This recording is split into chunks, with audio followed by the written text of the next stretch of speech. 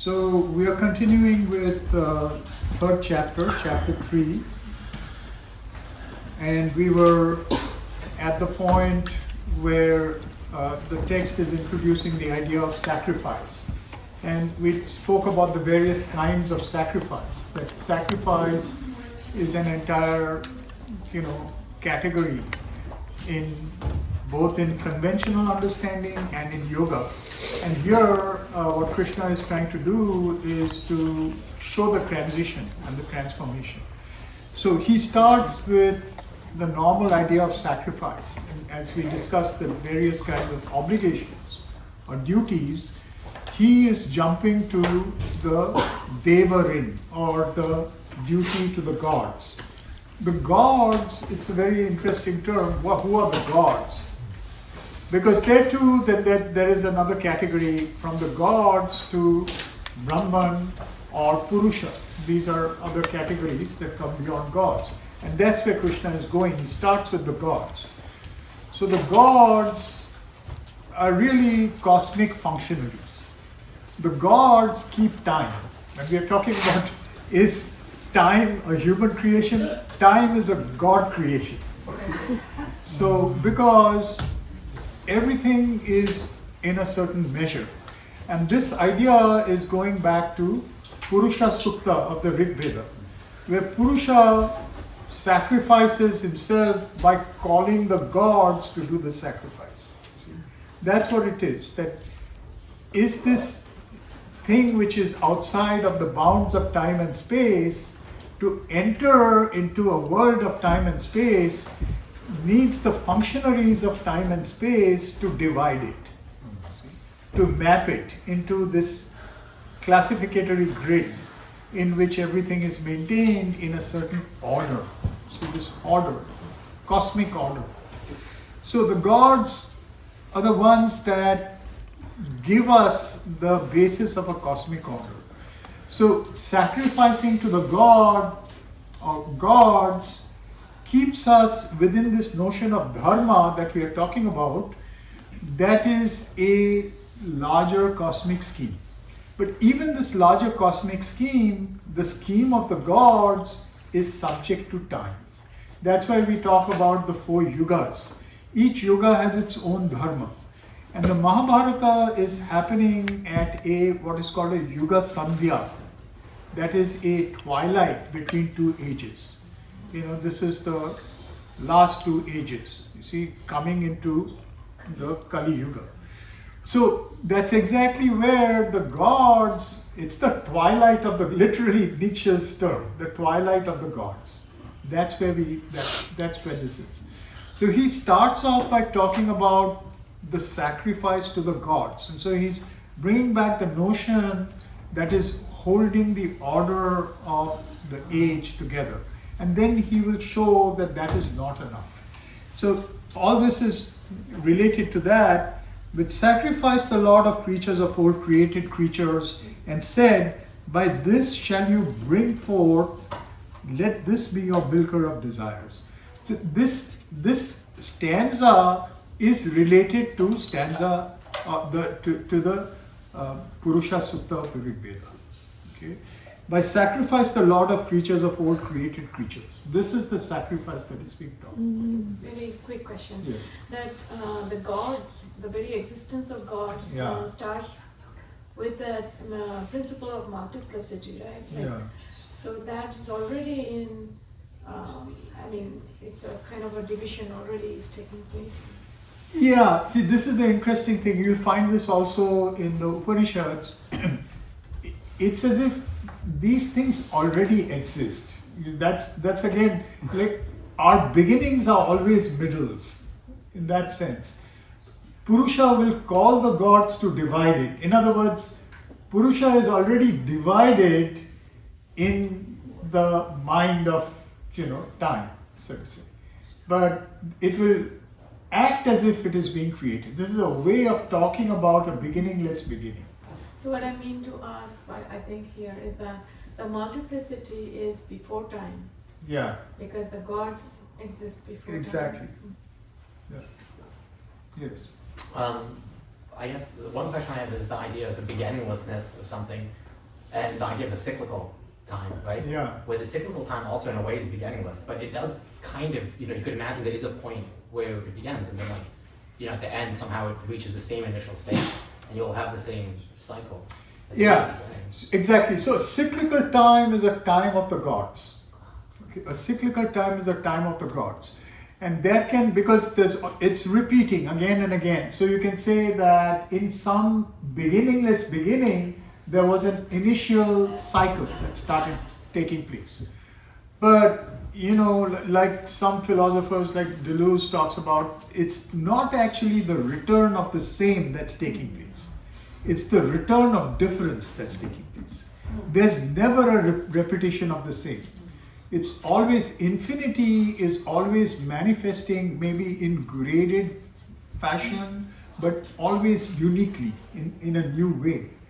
So this beginningless beginning in which the cosmic Purusha is dividing itself into a cosmos ordered by cycles is intrinsically descending into chaos. Is intrinsically descending into chaos. And what holds the chaos together is not the gods, but the one that is present in every fragment, however, in the very dust of reality. And it's only by its oneness. That's how the other, like the Purusha Sukta, the other major creation hymn, the Nasadiya Sukta begins by that absolute annihilation from which by its oneness the one arises.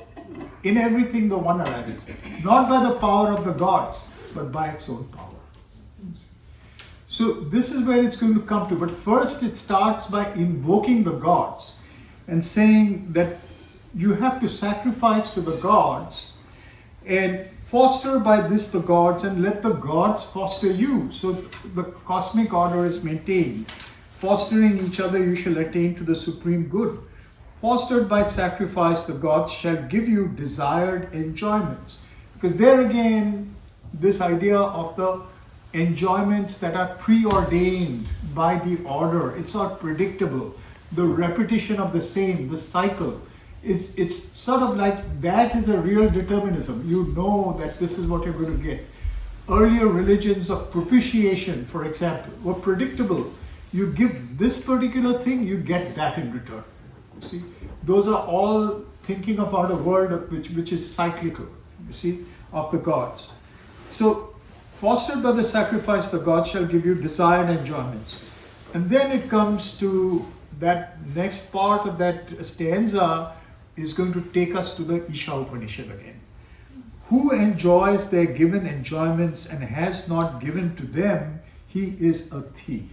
Mm-hmm. So we find it harkens back to that Isha Upanishad, where it is saying, it is the one Lord that lives in all, whatsoever moves in the eternal movement. By that renounce do thou enjoy. Covet not another man's wealth. Now that particular sentence, see, Tena tyaktena bhunjita, na gridha kasya swidhanam, right? That kasya swidhanam, do not desire someone else's wealth. It is, any desire is desiring somebody else's wealth. Because it includes a duality in it. It is ultimately the one's wealth and you are that one. You cannot desire your own wealth. As soon as you other whatever belongs, whether you think of it as somebody else from whom you're asking, you're immediately creating a certain dualism. And that dualism is creating karma. And you are then a thief because you have by your mind projected another. Even if that other is God. So that is what it's coming to over here, that the gods will foster you, but if you think in an ordered way, if you think that you're getting it from someone else, asking it outside of the law of sacrifice, then you're a thief. But what is the law of sacrifice? That becomes the question that is going to be further probed. The law of sacrifice is not an order of the gods that can be understood in terms of something stable. It's unstable. And ultimately the gods reside in you. You have to discover the gods in yourself. The good who eat what is left from all this is going back to the conventions and the rituals, right? Who is left from the sacrifice are released from all sins. But evil as they and enjoy sin, who cook the food for their own sake. Then again, there is the cycle. That this is all cyclical stuff, right? From food, creatures come into being. From rain is the birth of food. From sacrifice comes into being the rain. Sacrifice is born of work. Work know to be born of Brahman. Brahman is born of the immutable. Therefore is the all-pervading Brahman established in the sacrifice. So this is a kind of a shift that's taking place. You see? So this cycle that is being talked about, this cycle is again a repetition from the Chandogya Upanishad. Chandogya Upanishad talks about it like this. And you can see the elements are involved here. You see? So the elements from a certain nature point of view, from a natural philosophical point of view, it's really the fact that the sun is the fire that's acting on the waters, and the water gets evaporated, becomes air or wind that enters into clouds as water. So from the earth, the essence of the earth rises into water, the essence of the water rises into air through the action of the fire, and then that again falls back into water, right? And that is now being seen in terms of the psychological process of rebirth. See? That we lead our lives and we die and are turned into astral beings, and then from astral beings we fall back into the earth, into somebody's life, and then take another material existence. See? So this is the cycle that's being followed. And this cycle is established in Brahman. That's what they're saying. So because again, this cycle is established in the sacrifice of Purusha. See? So the Purusha is really the embodiment of Brahman. Brahman as a being, a person. Again, a paradoxical person, not a limited person, a person, an infinite person. You see? So, and then again, work know to be born of Brahman. Brahman is born of the immutable. Now this immutable, Nityam is being used over here. Also Aksharam is being used over here. So this Aksharam and Nityam, these relate us back to the description of Purusha, or back to the description of Krishna from the Chandogya Upanishad. Aksharam, you see, that which cannot decay. See. So in the Katha Upanishad, you'll find this progression. They'll talk about two progressions. One is an internal one and one is an external or cosmic one in the description of the individual as a chariot. See? So first they'll say that there is the objects of sense, then sense objects, then there is the range which is the mind, then there is the intellect or intelligence, then there is the Atman, then there is the enjoyer, Bhokta, which is the Purusha. Now this progression is then reversed in a cosmic sense, and it says greater than the senses are the objects of sense. So we are going from subject to object. See? We are moving from the subjective to the cosmic. So greater than the senses are the objects of sense. Greater than the objects of sense is the higher intelligence. You see, they are going to use the term not buddhi, but they're going to use the term mahat. See?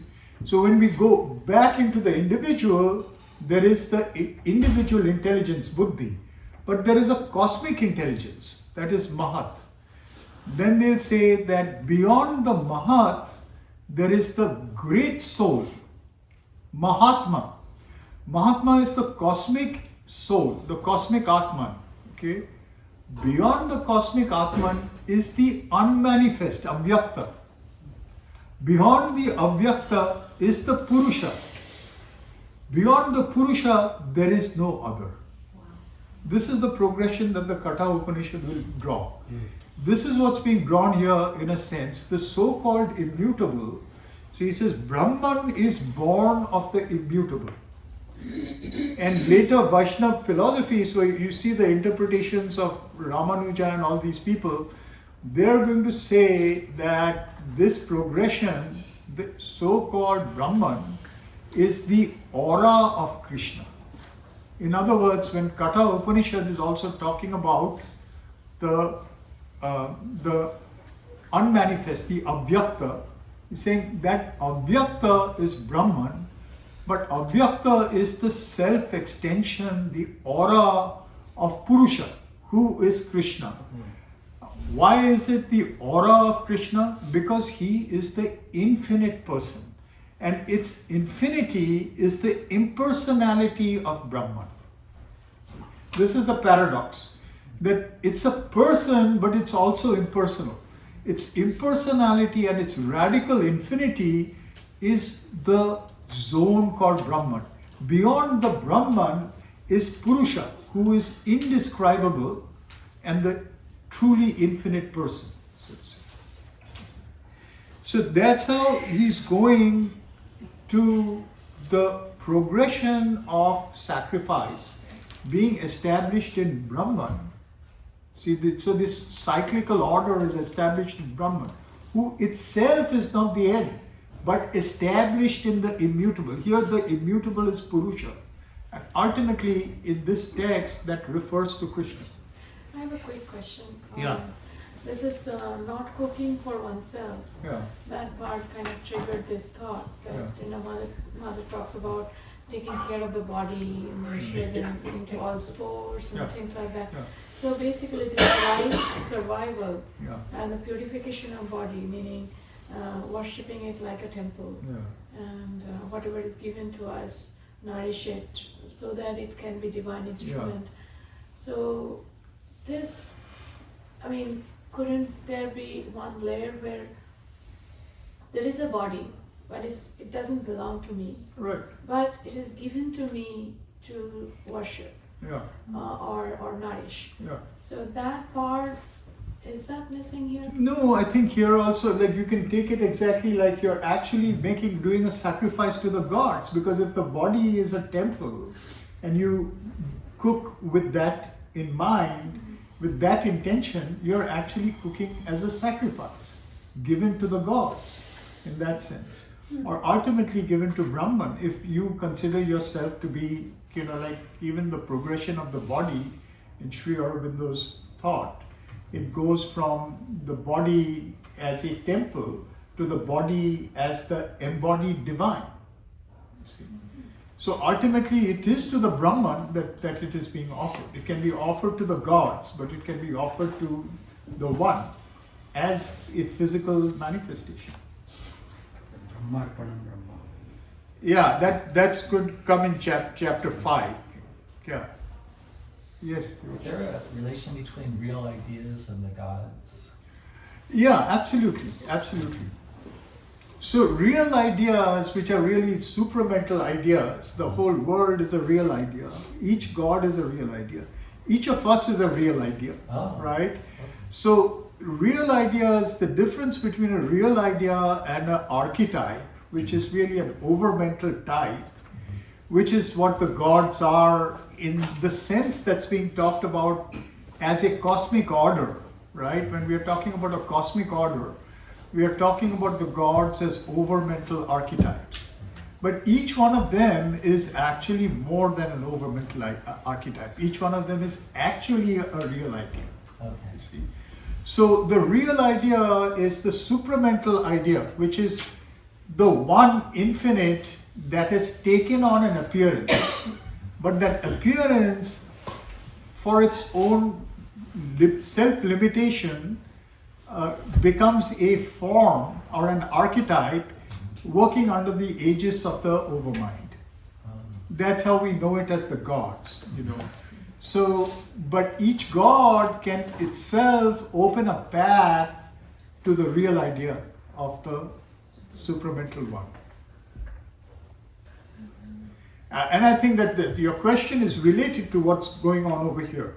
It starts off with this notion of the gods, but then note, he'll say, but you sacrifice to the gods, you get what you need, you work according to a dharmic scheme, etc. But all those sacrifices ultimately come to me. You see? In other words, that's the supramental real idea, which is the secret truth of these things. And that gives you another goal than maintaining an unstable order. So here's the wheel. So the wheel metaphor. He who follows not here the wheel thus set into movement, evil is his being, sensual is his delight, in vain, O Partha, that man lives. But the man whose delight is in the self and who is satisfied with the enjoyment of the self, and in the self he is content, for him there exists no work that needs to be done. Okay? So now this notion of work, of karma, as a necessary work to maintain the cycle, to maintain the order of the gods, the sacrificed body of Purusha, even that is not really necessary if you know that this is really a setup. This is the cosmic setup, right? If you know that this is the self, there is only one, and that one is in you, there is no duality, then this need to keep the cycle in order has gone, finished. And he's going to get to that because he's going to say ultimately the truth of work is not work that has any need. You see, this is actually a theological fundamentum. True action cannot have a need. It is by its own self-delight that it moves. It is not due to any compulsion. There cannot be an original cause. It's a causeless cause.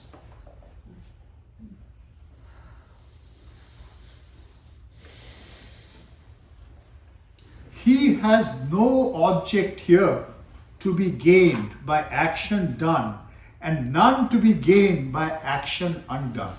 This is the beautiful thing about the Gita. It moves in this kind of very almost deceptive fashion, going through a certain argument and then suddenly twisting it around. It's almost imperceptible. It almost looks like he's continuing the logic, but he's overturned it totally. Could you please repeat read it? He has no object here to be gained by action done, and none to be gained by action undone. He has no dependence on all these existences for any object to be gained. In other words, the entire order of the gods is subverted here. After saying all this about you have to do this for this reason and that reason, he's cutting through it to a fundamental non-dualism. There is nothing to be done because there is no cause. Devashish, what does he mean by action undone? So by action undone over here, he's talking about karma. So the word karma is both action, meaning doing work, and that which you have accumulated as a result of duality. Everything that we do through our normal dualistic experience of the world is setting up a reaction. And that is the accumulation of karma in us. It's a kind of, the Yoga Sutra talks about it as a samskara. It's like a complex. Everything that we do is leaving a residue of a complex because it wasn't really done to ourselves, it was done to an other. That otherness brings back a residue, and it's creating a complex that only grows from life to life. You have to undo that. So that's the action undone. Either you do action or you undo the results of your past action. Well, the reason I ask is when I was a small child, Yeah. I thought I had to undo everything I did. So if I said something, I unsaid it. If I did something, I undid it. Yeah. And I've always wondered why that was. I think so. Somewhere inside you probably intuited this fact that anything that you do in a sense leaves a residue. Unless you are experiencing the reality as the one, in which case you are actually not doing anything. That's the point he's making. Because the real idea is acting. That's the thing about, we were discussing this fact about your most creative moments. In your most creative moments, you only observe the fact that decisions are being taken. You are taking them, but at the same time, you are not taking them. They're happening, they're being taken. It's like action without acting. So this accumulation of karma and undoing these things, so that kind of gives an idea of a beginning. Yeah. Meaning as if it started at some point, Yeah. so you have to go back to Right. that point. So if you have that, remember you said that in the middle. Yeah. So if you truly experience that I'm always in the middle, Yeah. there is no, doing, undoing actually is just a matter of direction. So Right. you are always in the middle. There is no starting point. Yeah, that is the perpetual time, the time of perpetual time.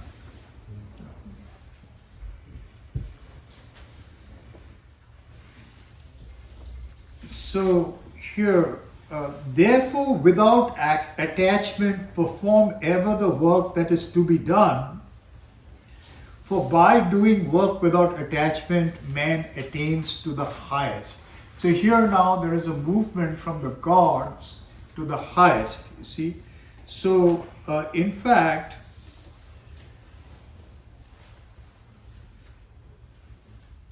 here, in fact, the highest is being used, but in the Sanskrit, the word Purusha is being used.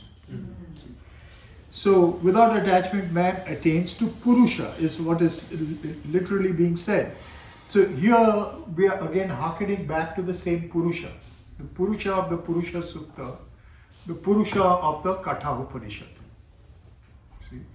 That you are, and the Purusha meaning here Krishna, who will define himself as Purushottama afterwards, making a distinction between the three Purushas. But Purusha is being used here in the sense of the Katha Upanishad and the Veda.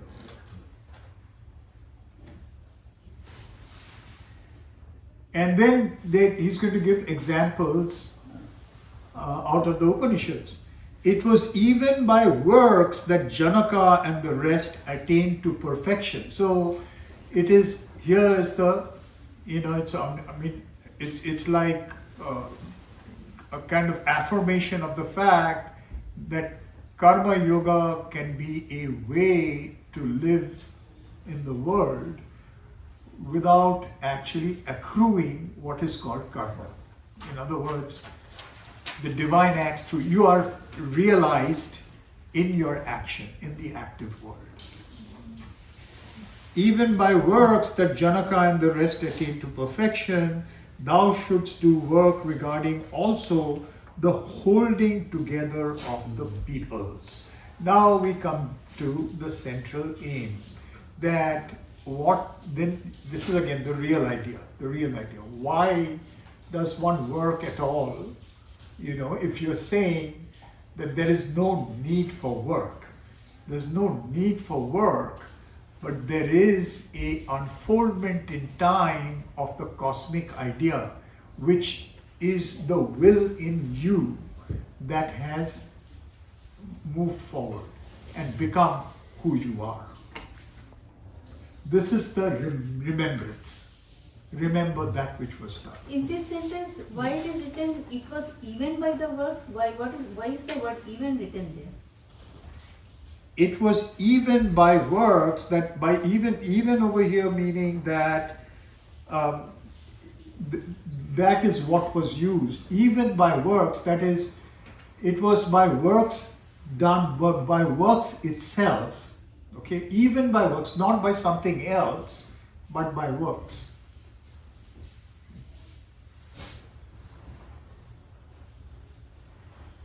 It could be by other things, right? It could be by meditation, right? But it was not by meditation, it was even by works. It was by works as a method that this person achieved it.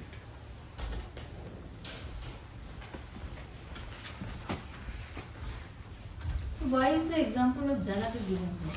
Any specifically? Yeah, because Janaka was a king, and in tradition, so again, this is, as I was telling you, at one subtext level, it is affirming the Upanishads. And Janaka is the major king figure of the Brihadaranyaka Upanishad.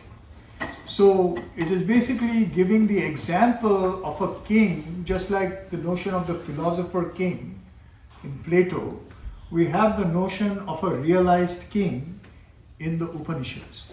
And the reason this is being done is that, the Upanishads themselves are texts that are downplaying the Brahmin's priestly superiority. They're saying that men of action can achieve Brahman. So a king like Janaka could achieve anything that any Brahmin could achieve. See? So that's the reason why it's going back to that, because it's affirming the fact that people of action like Janaka, a king, can have that same realization as anybody else who does meditation, who does anything else. So there is a historical reason and a political reason why this person's name is being taken. You talked about work, like this is talking about work, and you also said this can be achieved through work, but you say it's also meditation is another way to achieve it, and even Gita talks about various types of yoga. Yeah. So is meditation work or not? Like, because you were differentiating it right now. Yeah. So like also sort of, or say like Jnana yoga, so earning of knowledge, is that work? Like how does that? Yeah, that could be considered work, but I think the difference they are making, that just like Sankhya makes a distinction between Jnanendriyani and Karmendriyani. Like you have an active life and you have a subjective life. So even subjective life can be a life of action. In other words, that's the point he made earlier, right? That just by stopping your work, by becoming a renunciant, you don't stop the work that's going on in your mind, right? So that can be considered work. But he's saying essentially that has to translate into your karmendriyani. You have to live a life in which you relate to the world around you. The world has a worldliness in your life. Yeah. Regarding this, funny, like this Taoist works regarding also the holding together of the peoples. Yeah. Should we understand that as like a means, like the practice, or a claim about there's this one who has understood the delight of the self. For them, there's no need for work is not perceived from need anymore. Yeah. Is this a claim about that work that proceeds from delight, or is it? Yeah. One should do this in order to then attain the work. Yeah. So you see, this is the thing that exactly. I mean, so this keeping together of the world, and it's I think a very good question, because the keeping together of the world, is that the reason why you're working, right? And from a certain point of view, that's why, as I was saying, there are many synonyms for dharma. And that's why the word dharma here is being used in its etymological sense of holding together. Keeping together of the world is a holding together. Like the word, by word we mean entire cosmos, right?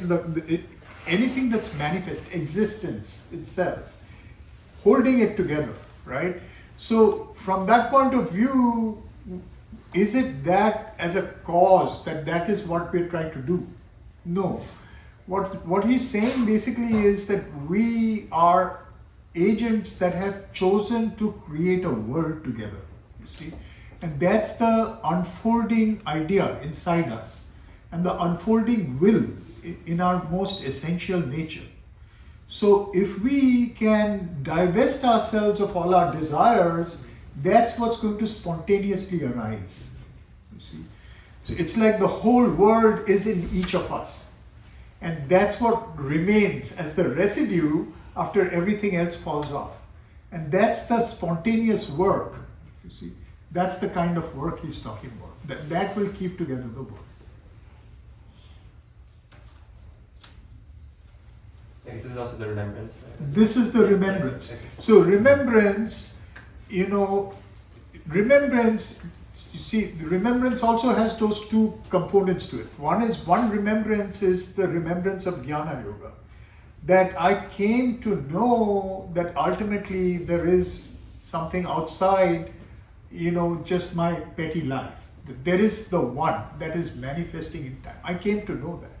But that knowledge can be outside of time. It can be outside of the world, right? Still, even to know that, one can come into the world with that knowledge. That is the Sankhya aspect of it. But it can also be that knowledge is known by me as what is to be done from moment to moment. That is the spontaneous action of the real idea of the world in each of us. That is the memory in time. So there is the memory in eternity and the memory in time. Both these memories are acting at the same time. There's remembering of both. I mean, his question triggered memory of one thing. Can I share? Yeah. That is Ramakrishna. So somebody in Dakshineshwar wanted to test him. So took him to prostitute's quarter, and then Ramakrishna was not ready. And what do you expect? Like you would get devastated or kind of what happened and shrink? No, none of that happened, and there was no sign of negative feeling.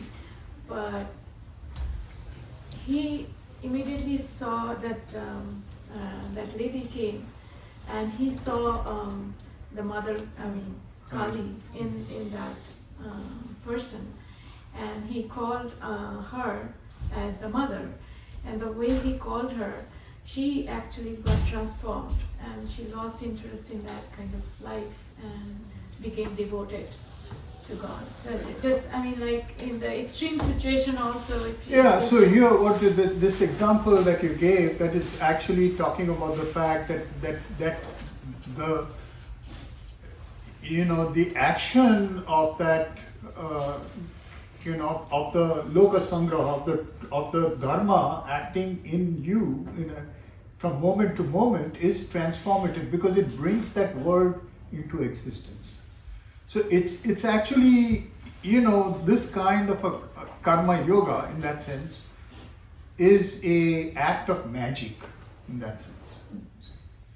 Because it's really precipitating another vision of the world into your environment. It's not just an individual action. That's the whole thing about relationship. When we use the word world, and we're talking about, you're talking about, can meditation be work? Yes, meditation can be work, but also work can be meditation, right? In other words, talking to others, working with others, doing things together, you can actually precipitate the highest consciousness, and that transforms your environment. It creates a world. It creates the word of the holding together of the words. It ends up holding together the words. This is the way in which the problem of war is being addressed. The problem of war is with us at every moment. It is there right now with us. Problem of war. We are in a world at war. I mean, with us in this room or in the world? Yes, with us in this room. You are a participant in the war that's going on right now. Are you outside of it? You think you're outside of it just because you're in this room? You can hide yourself from it? You can't. You're participating in it right now. You're responsible for it. You mean the Iran But war? in the history of mankind, there's been war going on all the time. Yeah, everybody is Every year there was participating. war going on. Every decade there's Yes, some war so going you're on all the also time. responsible for it. You can't just wish it away. But Dinesh, Yeah. that means you're on one of the side. Not necessarily, you're in the middle of it. What side you're in is up to you. What do you have to do about it? That's the question. Just watch TV. Yeah, go watch TV. Meditate. But can you That could be your Okay. answer. can you elaborate it from the Huh? What war is like? I mean, I mean, look at the world today. I mean, you know, the war, if there is a war outside, that means there's a war inside. And that war inside is going on. You can't act like it doesn't happen. It's happening right now. It's happening in your world. Are you referring to the? hold on. We all have some responsibility in it. Say a child is born. Huh? A child is born today Yeah. or tomorrow. Yeah. Today. Yeah. There's ignorance of the world. I mean, there are people in this world who live in far off tribes in, say, very far off in Yeah. the obscure world where there's no technology. Right. They don't have the information of the war. Yeah. So are they also in it? Yeah, they are in it. And also today, even the yogi on the mountaintop is listening to the radio. That's the Anthropocene. Don't forget, today's world is not yesterday's world. I know, but Today we there- are living in the Anthropocene. But there is- Everybody is responsible for what's going on. They know what's going on. But you also mean that there is a tendency of war amongst all of us, say at this present moment inside this room, and by choosing not to get into that war with each other and rather building a harmonious relationship is what we are doing as our No, yes and no. You see, no, because what I'm saying is that we all have to take the entire world as part of our responsibility. And that doesn't mean I have to go out and fight somewhere. It doesn't mean I have to go on a peace march. It doesn't mean anything specific. It means a state of consciousness. And that consciousness, if it is there, it will make you act in a certain way right now. Nobody needs to know why you acted like that. But every act you take, every breath you breathe, every word you say has an impact on the whole world. Yes. You're also saying that you can escape. There's no escape. Most people escape. That's the thing. She was saying you can go watch TV. But while you watch TV, you'll see the bombs falling. Yeah. You can't escape really. Yeah. I was thinking you're talking more about like the internal war in terms of like, oh, we are in a constant state of flux of, oh, we should do A or we should do B. Not That's more going for on larger as and- well. Yeah, That's okay. going on as well. But that's why I'm saying that this entire the metaphoric setting that I started by talking about, the dramatization of this text is in the battlefield. And the battlefield is anytime ahistorically within us. But it's also historically right now, just like it was at the time that's being talked. There was a world war going on as far as these people were concerned. There's a world war going on as far as we are concerned. There was a world war going on when they Yeah. So are you saying that the inner war without escape that we are all dealing with Yeah. is related to the outer war in the world? Yeah. So how That's is pretty much what, Yeah. that's the bottom line. That's the bottom line. So everything that we do when we are talking about making a world When we are talking about keeping together the world, it's not just an abstraction. It's this world right now that we are talking about, that he's talking about. It's easy to think of it as an abstraction, keeping together the world, some sort of idea. That word is right here, and it's inside you. The whole world is inside each of us. Can you repeat what he said? Abstract word, what he said, I didn't understand it. I can't repeat.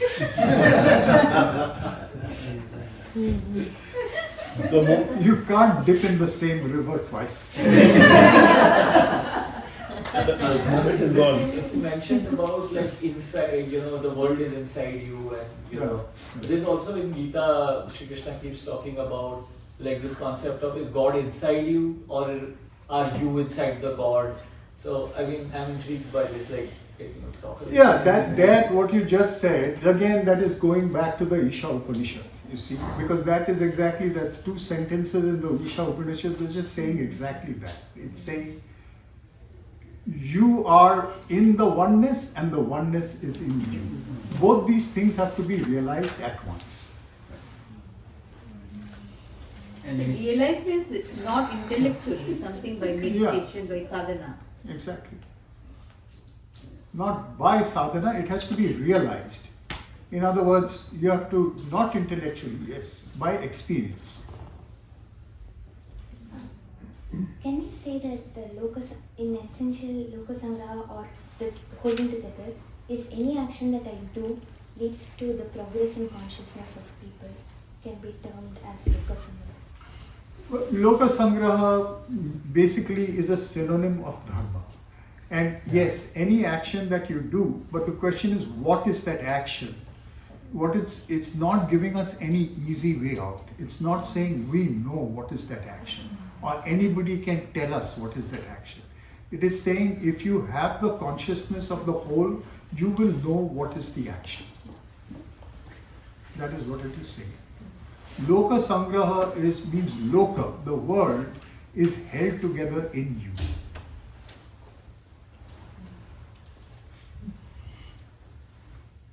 So the action that happens, the spontaneous action that happens, the action without cause that happens because that idea, that truth, that reality is your reality.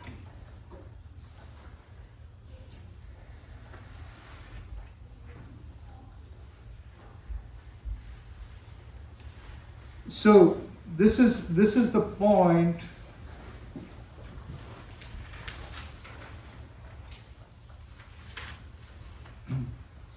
So then, that is what is then, expanded. Whatsoever the best doeth, that the lower kind of man puts into practice. The standard he creates, the people follow. Now, this argument Krishna has made before, in the very first chapter. So, in a way, the way it follows, it kind of goes up to a crescendo and then it comes down again. And again, that crescendo will return later. So now it's coming back to a more conventional understanding that, if you follow the dictates of your inner guidance, then that will become an example for others. You can read it like that. You can also read it the way she was saying, that the way in which you manifest the highest will actually cause changes in others. Others will follow that particular way because they will be affected by you in a certain way. The people follow. O son of Pritha, now he gives himself as an example, like you were talking about. Once again, in this Shloka 21, whatsoever is the best death? Yeah, do it. What is whatsoever is the best death? What does it mean? Oh, do it. Whosoever bests death, I think it's more. Whosoever best do it. The best of man. The best people. The The best highest. do it. Do it meaning do. Okay, but in this PDF it is written death, D-E-A-T. It's an error in No, the no. PDF. Oh, okay. It's an error. The book says D-O-E-T-H. Yeah. Maybe Yeah, We yeah. have an error. It's We a have typo. that DEAT. it must be a typo. Yeah. Oh, do it. Oh yeah. or an auto correction. AI seems to be involved. Yeah. So now, earlier he gave Janaka's example, now he gives his own example. O son of Pritha, I have no work that I need to do in all the three worlds. Again, referring back to that status which is without need. There is no need, right? I have nothing that I have not gained and yet have yet to gain.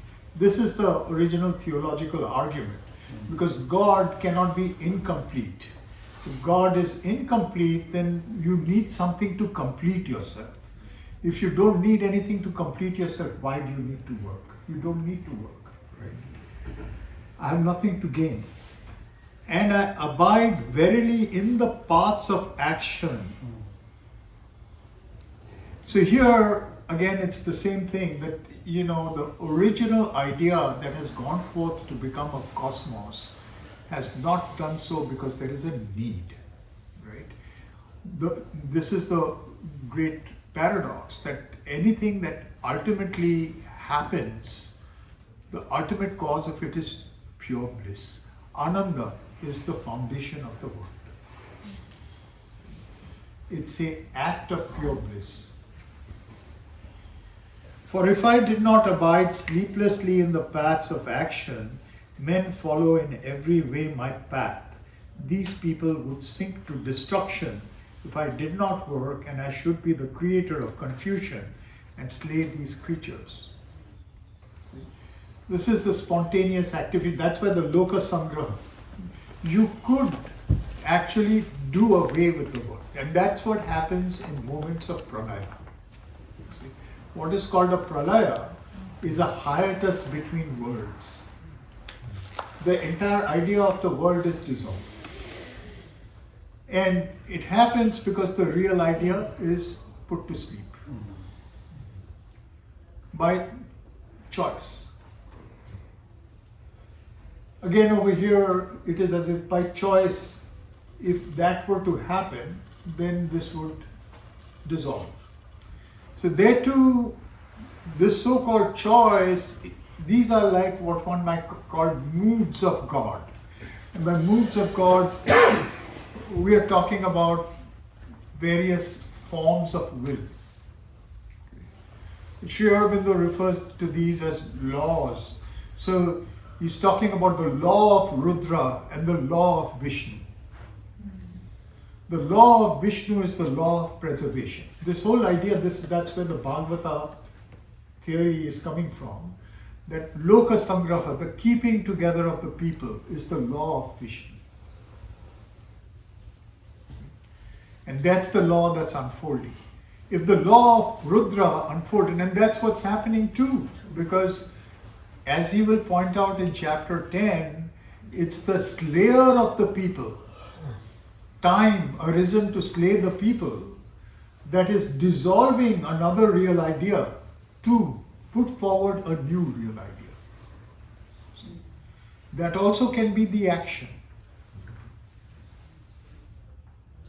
So in all these shlokas, I is referring to Krishna. Yeah. Krishna is speaking.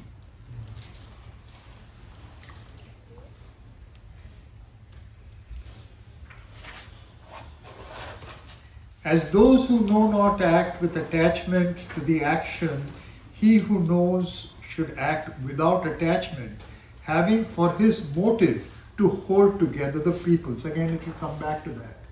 If the attachment goes away, then the real idea is what will act.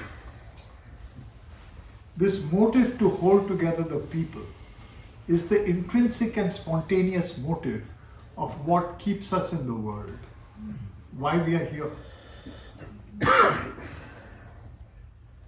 Again, it has to be understood in a non-dual fashion. And that is the thing, that's why you have to hold the idea of the fragmentation of the Purusha. The Purusha is an infinite person. We are all the Purusha. Each one of us is the infinite person. we are in each other and we are the one.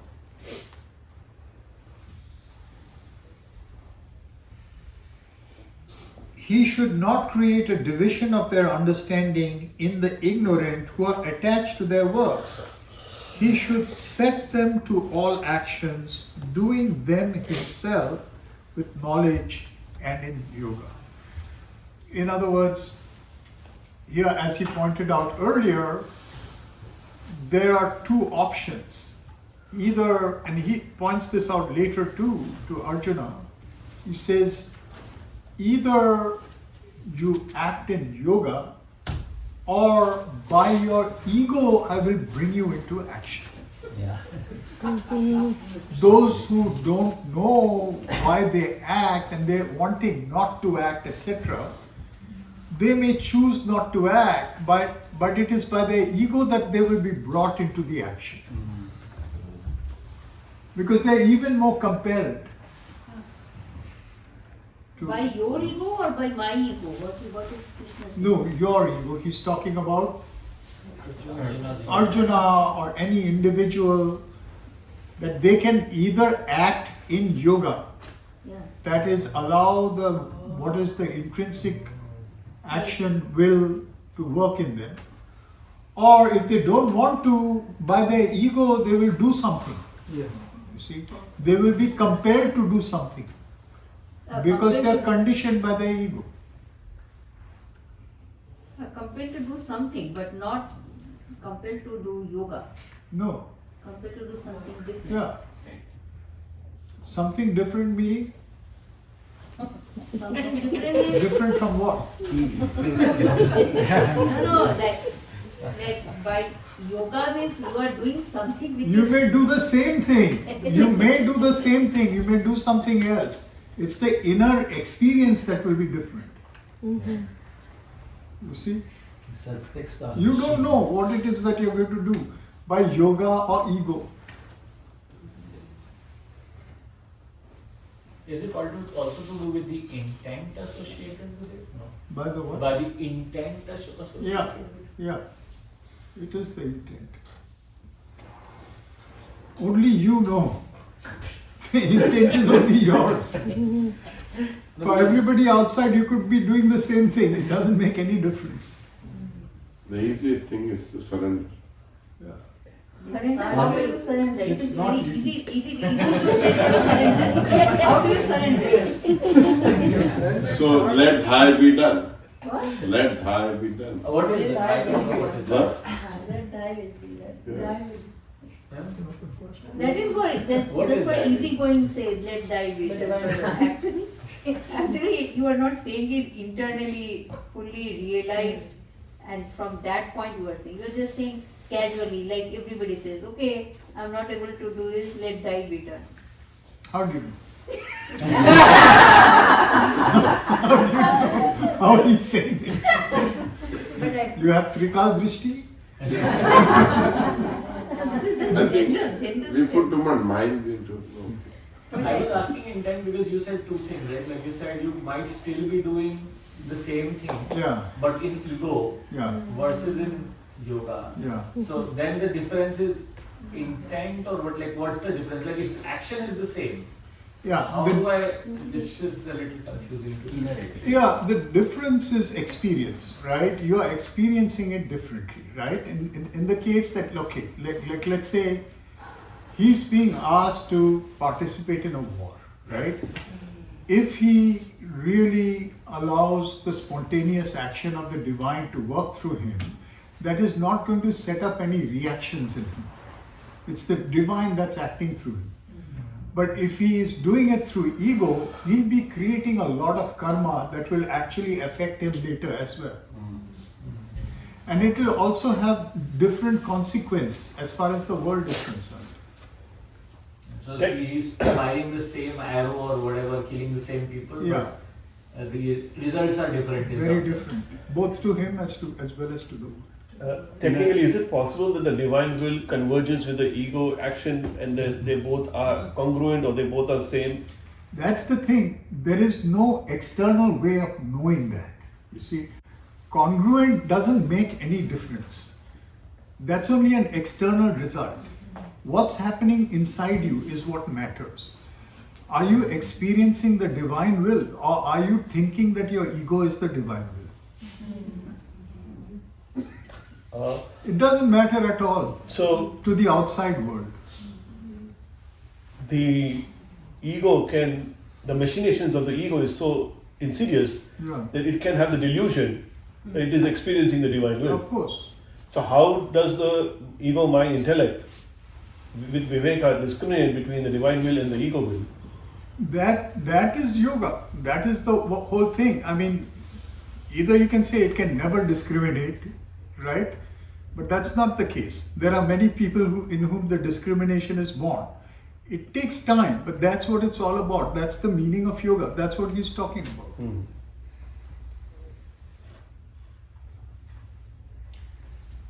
I wanted to ask about, you used the word pralaya. Yeah. Is there a connection between pralaya and sandhya? So Sandhya is like we were talking about twilight, right? So Sandhya, the idea is that there is a transition. So in a Sandhya, there are two ages that are kind of merging into one another. In Sandhya, there is no pralaya. You know, there is a movement from one to the other. There may be a partial pralaya. I said that because in Tantra Loka, in Krishna Yeah. Shaivism, Yeah. the sun, there is just almost like a fractal of sandhyas, which is from the bigger age to in the 24-hour cycle. Explain again. Evening, dawn, midday, and they're equivalent in larger time cycles and conjunctions of different planets, and on it goes. Yeah. Yeah, I was wondering because it does seem like it tries to point these as the best time for certain kinds of action or meditation, because there's a gap. So there's a higher chance of catching the gap, but it also introduces the idea of one being able to create the sandhya. Yeah, so Sandhya, that's a very profound idea. So Sandhya, you're basically saying that to these determinisms that we are calling the cosmos of the gods, there are gaps. And in those gaps, the worlds can be modified, changed, you see. So, and you're saying that this can actually, they're kind of larger cycles, they're kind of almost like, you know, wheels within wheels, as it were. You know, from the individual to the cosmic, and one can manipulate that if one knows how to do so.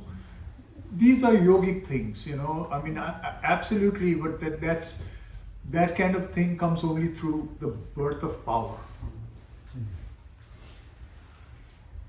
You said that in Sandhya there may be a slight pralaya.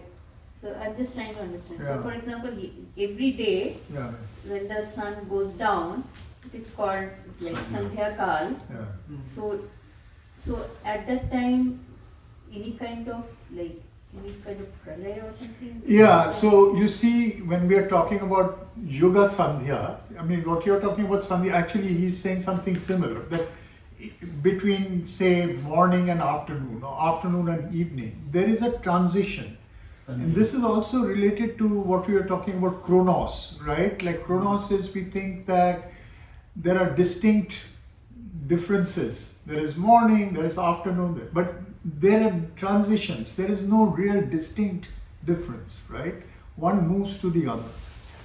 But at the same time, any movement that takes place from one to the other, something is disappearing and something is being born.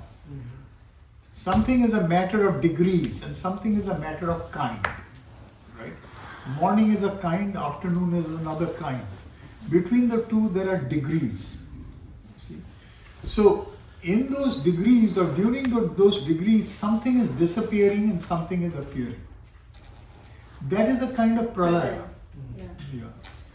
In the larger scale, that is happening with yugas, that there is a certain law that holds things together. But something new is about to come. And when the new is about to come, certain things disappear. So there's a smaller pralaya taking place. See? in our time we see a lot of that, you see, because, for example, with technology, right? You live in a certain kind of world. After 5 years, if you think back, you'll see that a lot of things have just disappeared. It's a new world that has been born. But it happened through a transition. But those who were caught in the transition, maybe they had jobs doing a certain kind of thing. Those jobs went away. So it was a pralaya for them because they never knew how to do it. They fell in the cracks. So it is actually really profound, that Sandhya idea. I'm thinking like in the transition, you have the opportunity, I mean, if you can receive, to see that phase which can become both.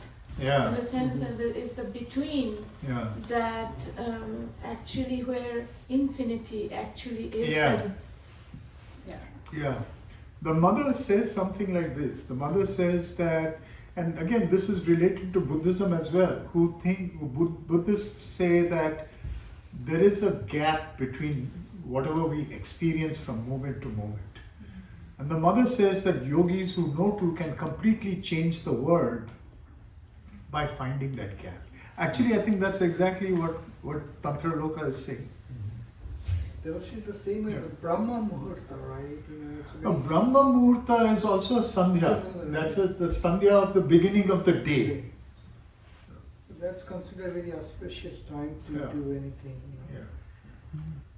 Or so ladies waking up like very early in the morning, taking a bath, meditating. Yeah, right.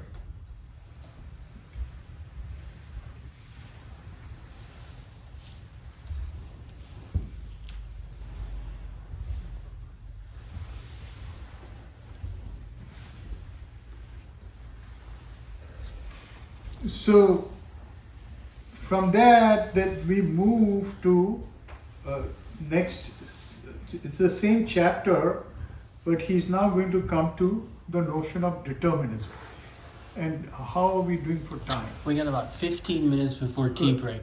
Where is the mindful issue? There is a Pardon? mindful issue, right? You do your work, don't expect it. That is that difference.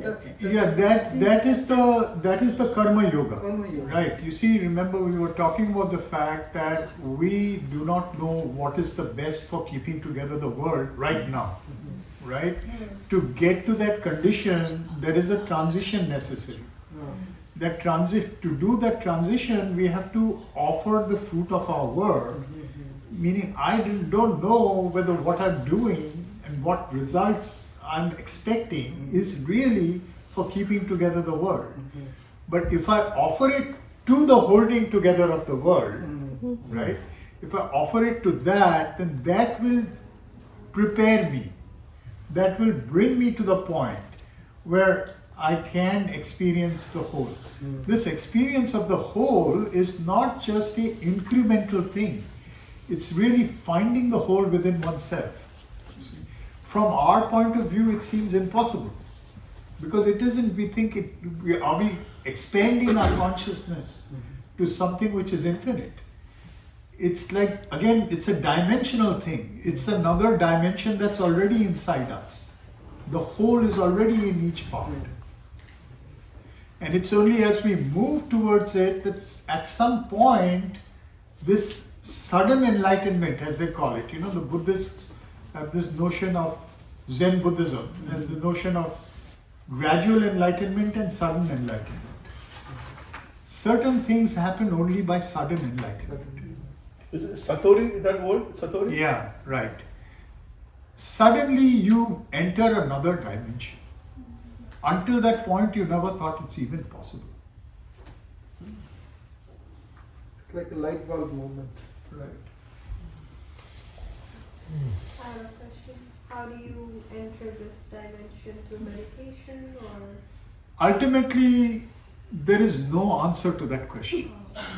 But there are many preparations for it. See, that's why the gradual process leads to the sudden enlightenment. See, there is only an accumulation, and the thing is that even Sri Aurobindo will say, that gradual process, you don't know whether it actually even has any relationship with what happened. It isn't that you were looking for that kind of a jump. You were doing something, and then suddenly something happened. Yeah, Eknath Easwaran, who had the Blue Mountain Center of Meditation in Petaluma, he wrote about that. He talked about the dhyanas, and he said that he likened the mind to being like a movie reel. As long as it's moving, you see the world, you experience it, but then through the power of meditation and concentration, you slow the mind down until it comes to a stop. And that's that moment, that Bodhi experience where you get the blast of light. And what you just said a few minutes ago about that moment reminded me of his teachings along that lines. Who was this again? Eknath Easwaran. Oh, okay. Yeah, he was a teacher of meditation. An Indian guy, Fulbright scholar.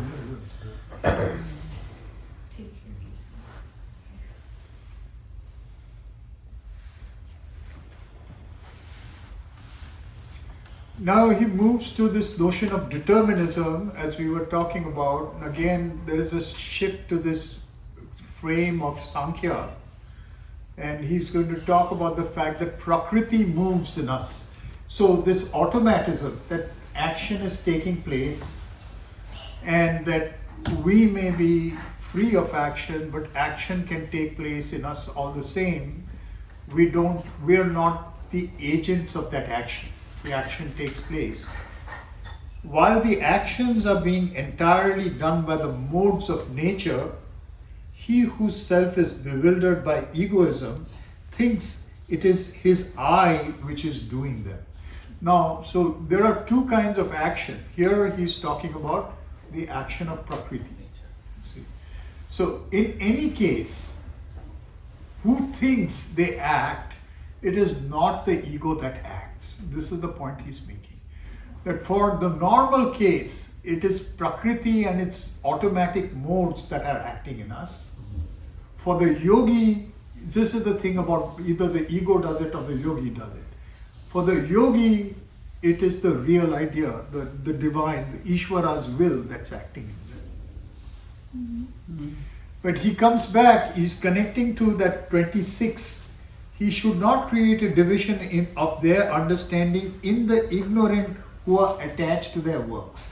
So those who are attached to their works, who are ignorant, even they are following some kind of path which is the cycling of the modes of nature. They may think it is they who are acting, but it is really the automatisms of Prakriti that are acting. It is the gunas that are acting in them. They are bewildered by egoism and thinking it is I who is doing this action, but it is the modes. But one, O mighty armed, who knows the true principles of the divisions of the modes and of works, realizes that it is the modes which are acting and reacting on each other and is not caught in them by attachment. So he's coming back to Sankhya and he's saying, detach yourself from the modes. Know yourself to be outside the modes. Know that you are deluded if you think that you are the agent. Something else is acting. Either the lower Prakriti is acting or a higher will is acting. At first it's the lower Prakriti that's acting and you are mistaken that you are the actor. Recognize what it is. This is a classic Sankhya move.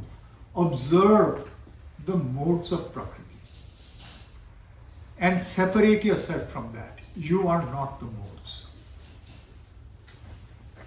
I mean, just one quick comment is that it looks like there are two kinds of karma that is taking place. One is the horizontal, one that is vertical. Yeah. The horizontal is the illusory karma, which has the relative karma, and the vertical is like where you are transiting as the self to a higher self. Yeah. So here he's going back to like the person of yoga is saying don't disturb the natural movement for those who are not ready for it. Let them do what they are doing because they are being driven through their modes, through their gunas. Those who are bewildered by the modes, by the gunas, not knowers of the whole, let not the knower of the whole disturb in their mental standpoint. So all these things which are being taught of doing work or whatever, so are these like normal our day-to-day work are talking about those, or is there something different? Here the context is this war that's going on, Yeah. but the war is going on here in you also. Yeah, So every day same thing is happening. so it is our daily day-to-day. Yeah, it is your day-to-day life that's being talked about. For example, like you were saying, it is daily, even this saying, your hasta mudra, that also many layers of depth. I mean, your experience can have multi-layer. Can the divine will also act in the just modes of Prakriti type of karma? Like if somebody is ignorant completely. And just There also, that's the point he's making. There also it is acting. it is acting. That is acting, because that's what he'll show in chapter 10. The fact that whether you're ignorant or not, there is a movement that is going on. Something is happening. But through your ignorance, something is happening. And through knowledge also something is happening. You know, like the mother says at one place, you know, that depending on the state of consciousness of the whole, certain things are possible.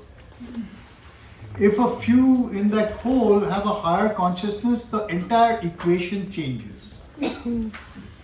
Still, something is possible. The best under the circumstances is going on, so to say. It is moving in a certain direction. If a few people become more enlightened, then they can become agents for something better or something else. Unhindered. Like by listening to you, we are getting elevated.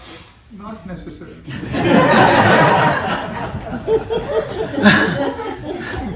At least intellectually. So this particular line reminds me, it sounds like the Hindu version of pearls before swine, Yeah, right? right. Don't throw pearls before swine. Right. So is this like kind of over in states and stages, and to move up it takes roughly 10% of the population to be at the higher stage to get to the next name? Maybe, but you know, there of course it's. I mean, if you're talking about critical mass, that there are critical mass. People need to come. A certain number of people need to be at a certain level for something to happen, which makes it better. I completely agree with that. And that's why, you know, all these things about, we're talking about the war that's going on, we all have a part in that, because it is really, I mean, look at the condition of the world today. You know, the majorities are opting for choices, political choices in the world that create the situation that is happening right now. So, you know, if there is enough consciousness, then things could be very different.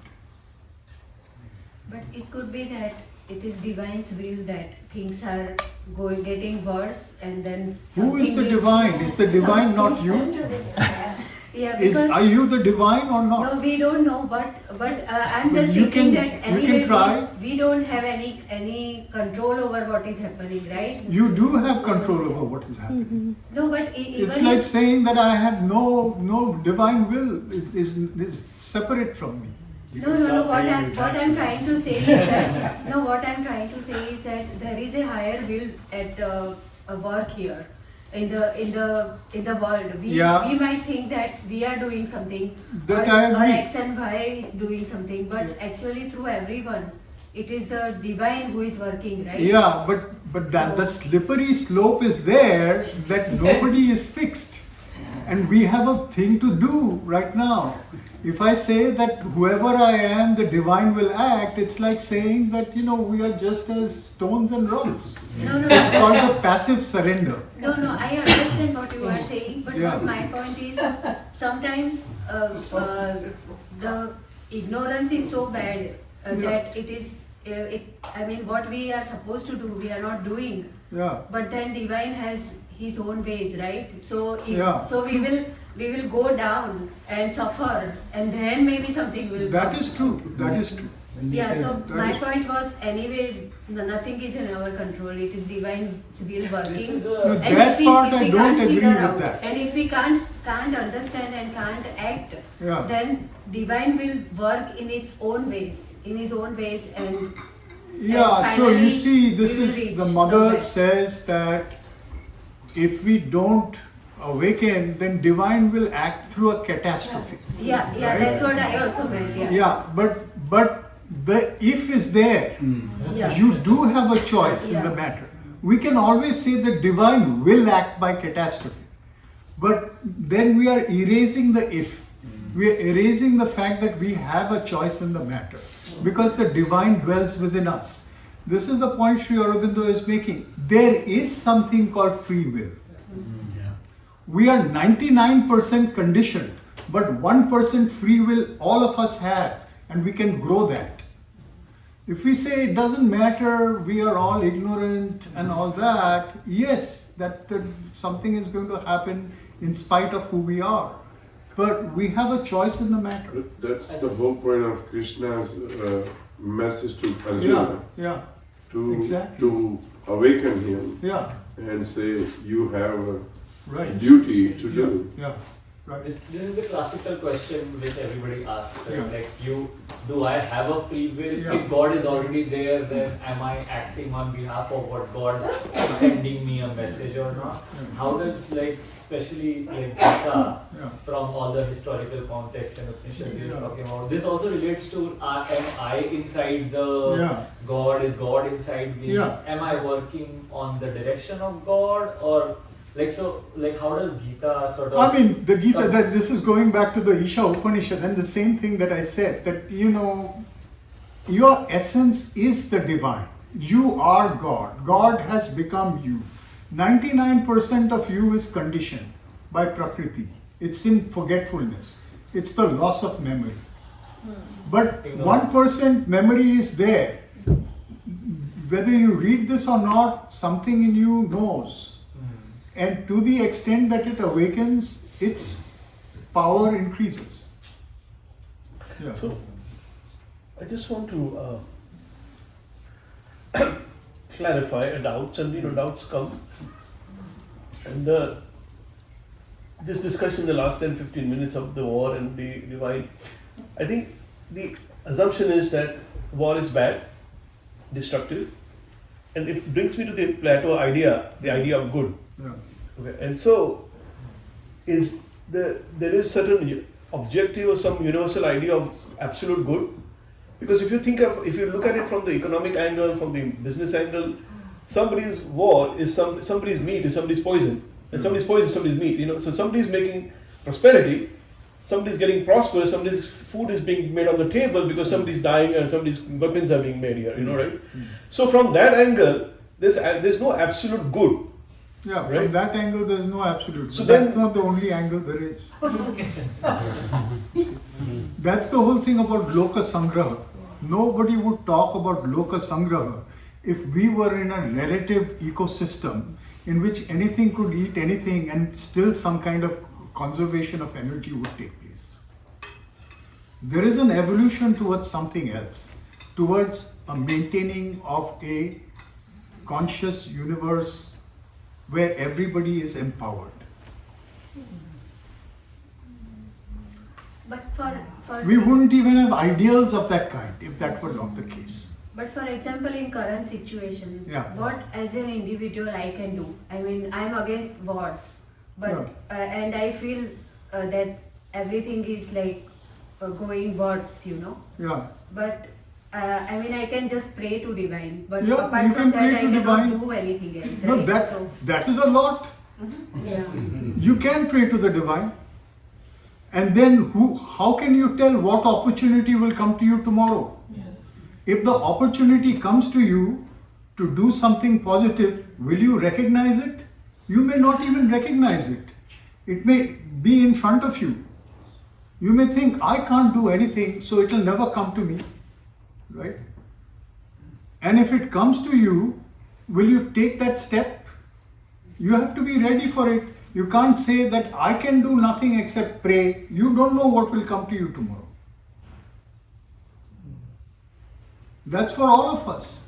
We really don't know what opportunity will be. If we aspire for a certain kind of world, that world will give you an opportunity of some kind. It may be a small opportunity. Will you take it when it comes? Will you recognize it? Yeah. Will you recognize it and will you act? Yeah. But doesn't that imply that it's a little reactive instead of proactively being like, oh, I can do something? No, so proactive, see the thing is I can do something if you get some, that's what all this is about. If you're thinking I need to do this, right, with your mind, then that's something else. But the thing is to be ready to take the action that you need to take at that point. So why we are not ready? Is it because our condition? Yeah, The condition. Also, I feel that the assumption that war is always bad is not necessarily the truth, because as you said, through catastrophes, certain divine manifestations will happen if the whole consciousness is not ready yet, or the earth consciousness is not moving towards that progress. Yeah, but at the same time, I mean, I'm not saying that if a war is going on, that we can necessarily do something about that. I'm talking about the aspiration. Yep. See, we are aspiring for a world where this does not happen, because ultimately the very simple thing, we live in 100 years back, you could go out in the street and kill somebody, okay, or at least 300 years back. You got into a war with someone, you killed them. You can't do that now. Why? Not just because there are laws, but because our understanding of the value of life has changed.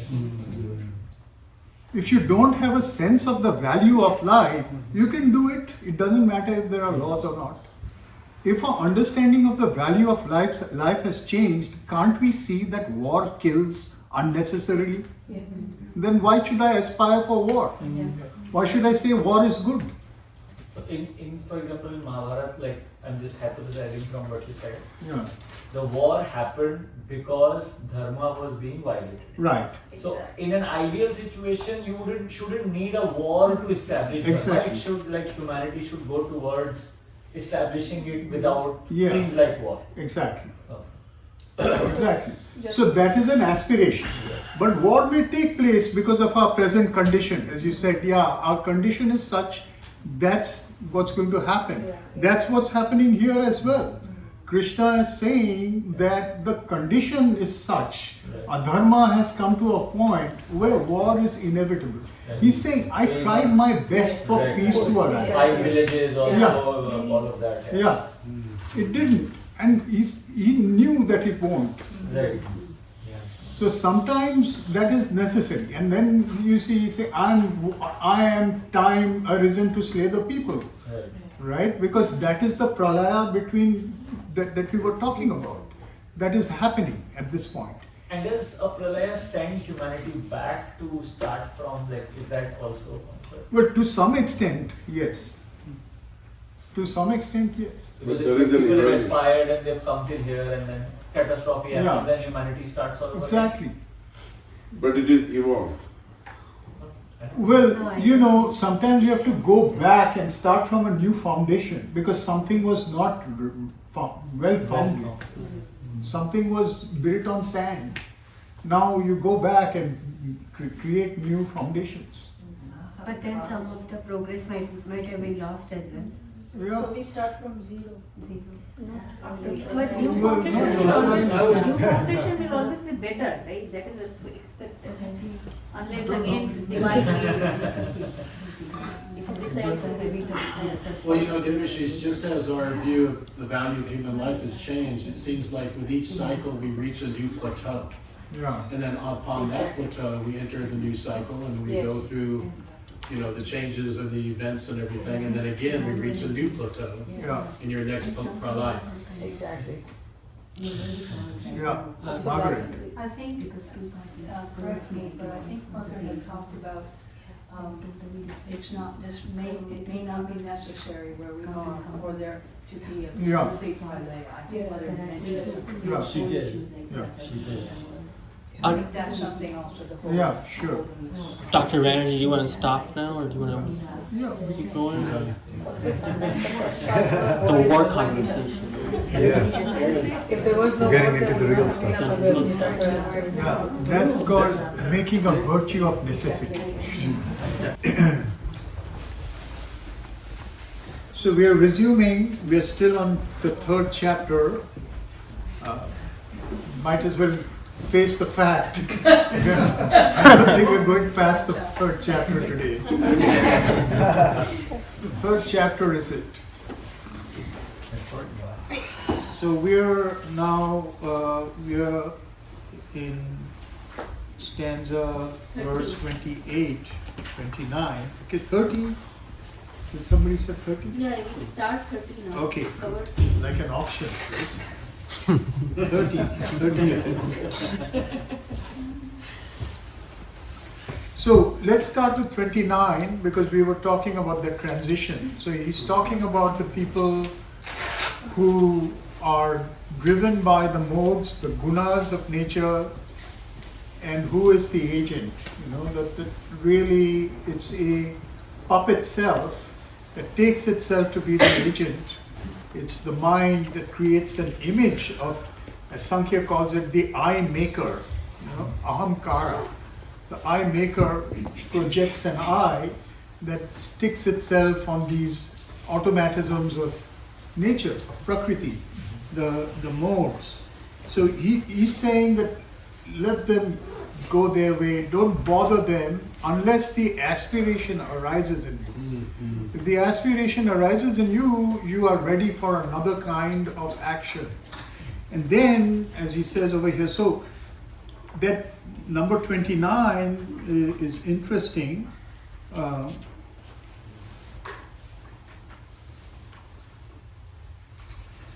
So those who are bewildered by the modes, not knowers of the whole,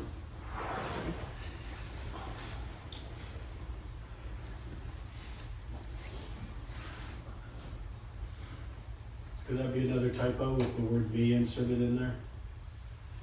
which is that one here? Well, it He says doesn't let. have the same. He Oh. doesn't have the same. Those who are bewildered by the modes, not knowers of the whole, let not the knower of the whole disturb in their mental standpoint.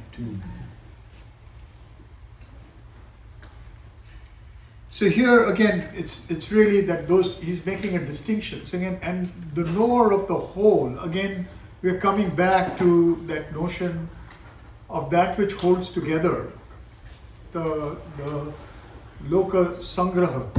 And knower of the whole in that sense, as we were discussing before we went for our break, it's another dimension inside us, the sense of the whole, and awakening to that is an important aspect of what is being discussed over here. So that transition of that aspiration to know, be a knower of the whole, this takes us back actually to the three forms of knowing the divine, actually 4 forms, where Krishna is saying there are 4 kinds of people who come to me, right?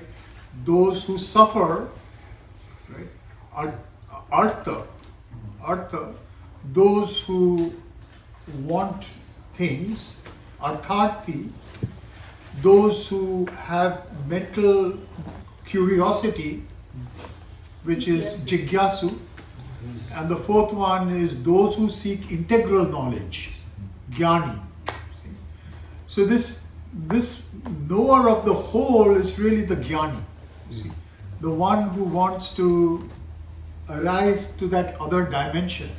And there are various ways he talks about it. We are talking about Loka Sangraha. We talked about the union between knowing the essence and knowing the action, right?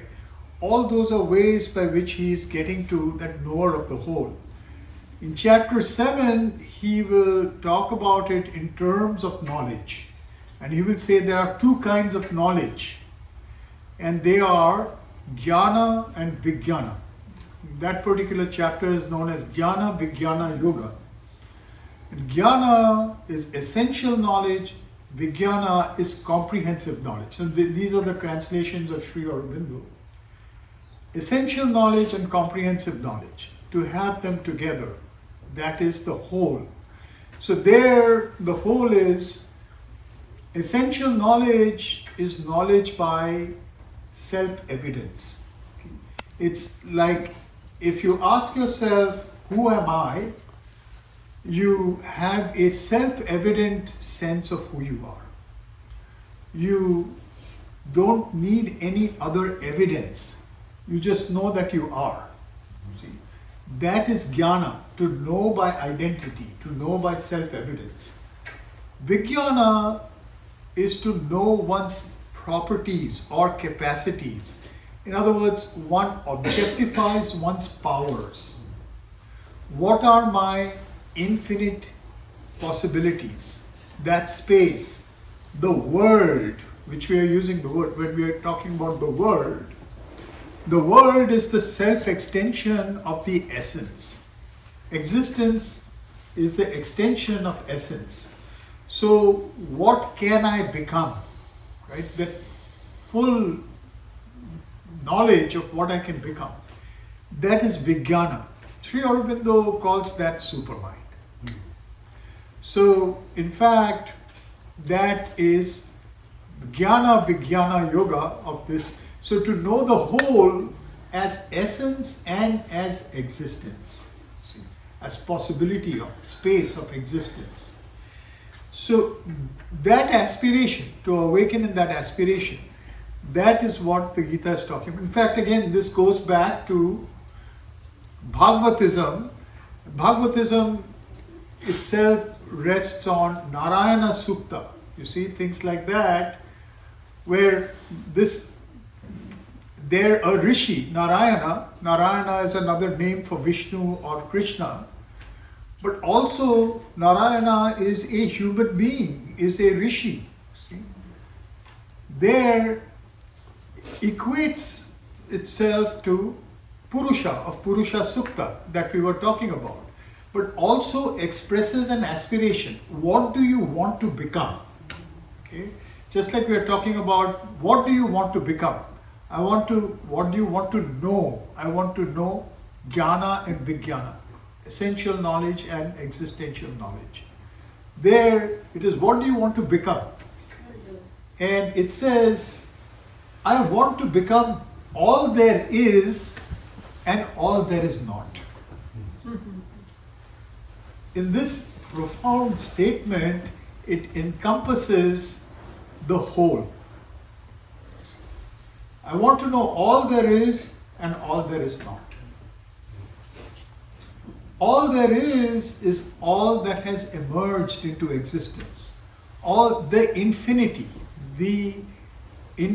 of the cosmos.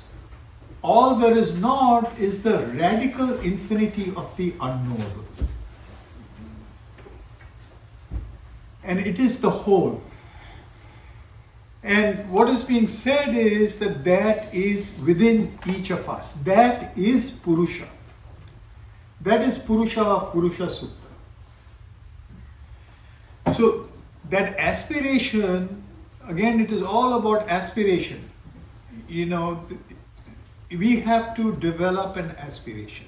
That aspiration can start as something very simple, something we don't really have a great understanding of, something that is just maybe wanting to have a relationship with the divine. that aspiration grows. And as it grows, at some point, because the whole is in each of us, it expresses itself like one of these things, something like this. And its audacity is overwhelming. How can I become all there is and all there is not? How can even such a thought enter somebody's head? It can only enter somebody's head because that possibility is in us. And until we get a hint of that from within, it cannot arise. Even to arise means that there has been enough progress that there is a knocking from within that's taking place. So that is what is happening over here. When that happens, this is what's happening to Arjuna here. And Krishna is saying, this is going to take you out of the automatisms of the modes. But don't mistake the fact that you are neither the doer here nor there. To be the doer, you have to remove yourself and let something else which is in you come to the front. In Savitri, since you were asking about Savitri, both Ashwapati and Savitri go through this process. They both go through what is known technically as the dark night of the soul. They both go through a period of complete erasure of nothingness. They don't know what exists. They can't see an inch in front. And something new is built in them. Sri Aurobindo says, we do not have even latent within us the structures of the supermind. We have to build it by power of yoga. So that is exactly what we are talking about. But aspiration can come before that. We can aspire for it. The mind can want it. And it starts us off to make a connection. When we say we don't even have the structures, it doesn't mean that it is outside our capacity. Everything is within our capacity. It's asleep. These are the sleeping layers that have to awaken, which relate us to the higher hemisphere, what is called in the Upanishad, Parardha. Parardha and Aparardha. So the Parardha is not outside us, it is also inside us. The transcendental is also immanent, and that is what needs to awake, but it can only awake at a certain point, as we were talking about the sudden enlightenment. The gradual enlightenment leads us to a point where an aspiration like this arises. Out of that, an experience arises. And something which is already there comes to the front. I have a quick question. Yeah. This mind has this kind of potency way of thinking, in the sense whatever is possible, you could imagine something. So there, the non-being is, I think it's a little different from the dark night, in the sense that non-being is a potency. It's a potential of not, I mean, if this is, there is also a possibility that this may not be. So that kind of possibility non-being versus the non-being as the gap between being and the higher. Can you elaborate a little bit on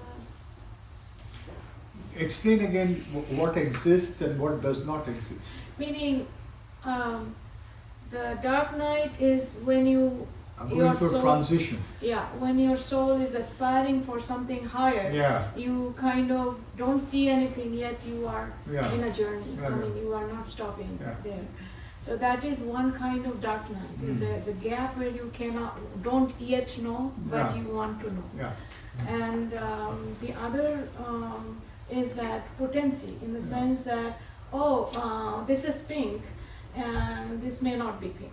Like mind's like 50-50 possible, and whatever is, there is a counterpart, this is not. So that is the potency that I'm talking about. So the death is that non-being is as if like if there is a being, there must be a non-being which became being or whatever it is.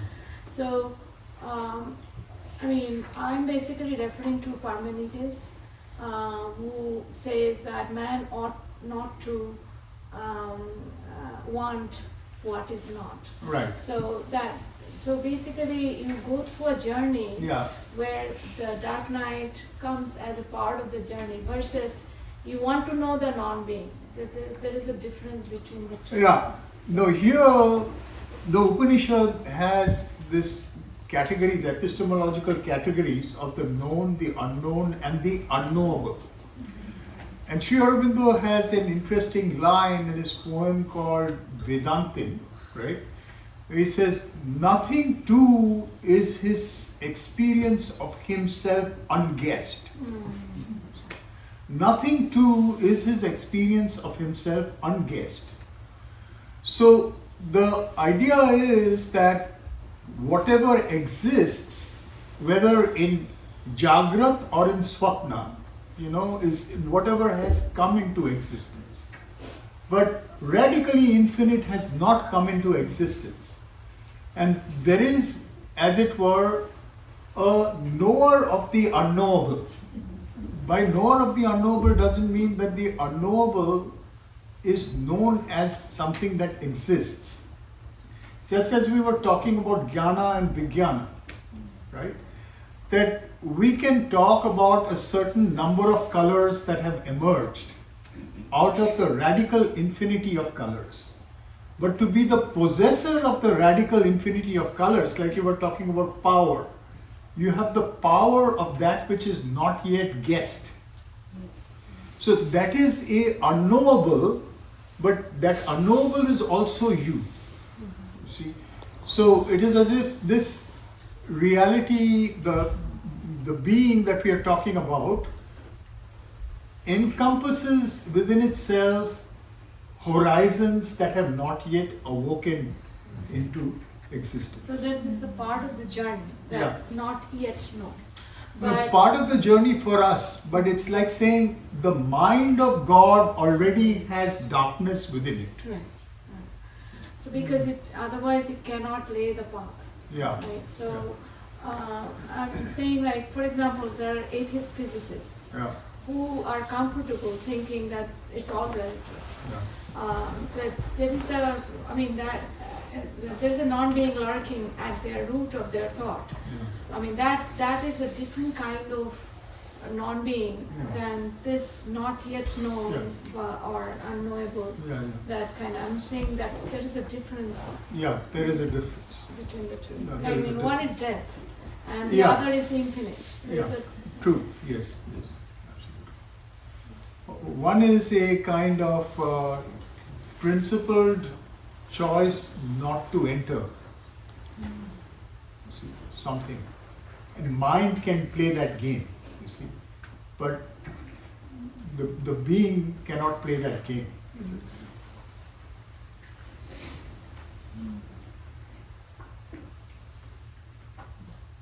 So he says that about the whole, about the knowers of the whole, and then he makes the transition to the other kind of existence in which one experiences through surrender.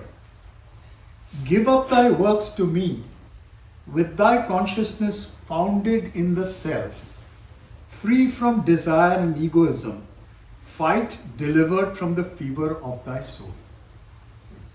So here we find that, again, with thy consciousness founded in the self, here he's talking about, again, this relationship with the Katha Upanishad, that the Atman is the individual self there. The individual self is also an individualization of the cosmic self. So the individual self over here makes a surrender to Purusha.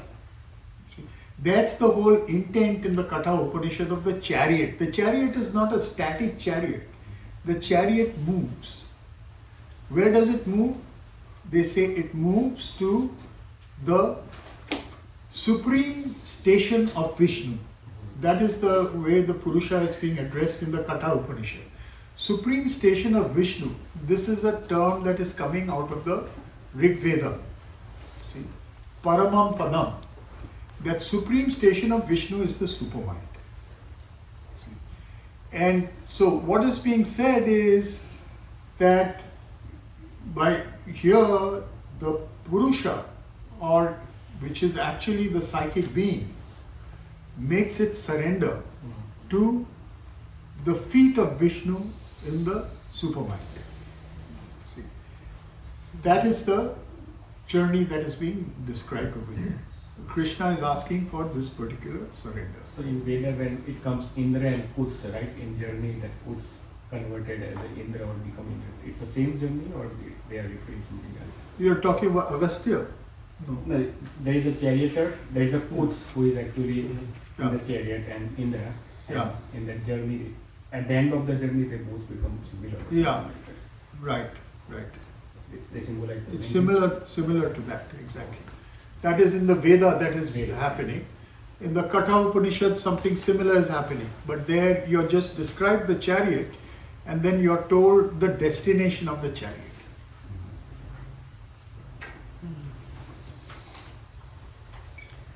Who, having faith and not trusting to the critical intelligence, constantly follow this teaching of mine, they too are released from the bondage of works.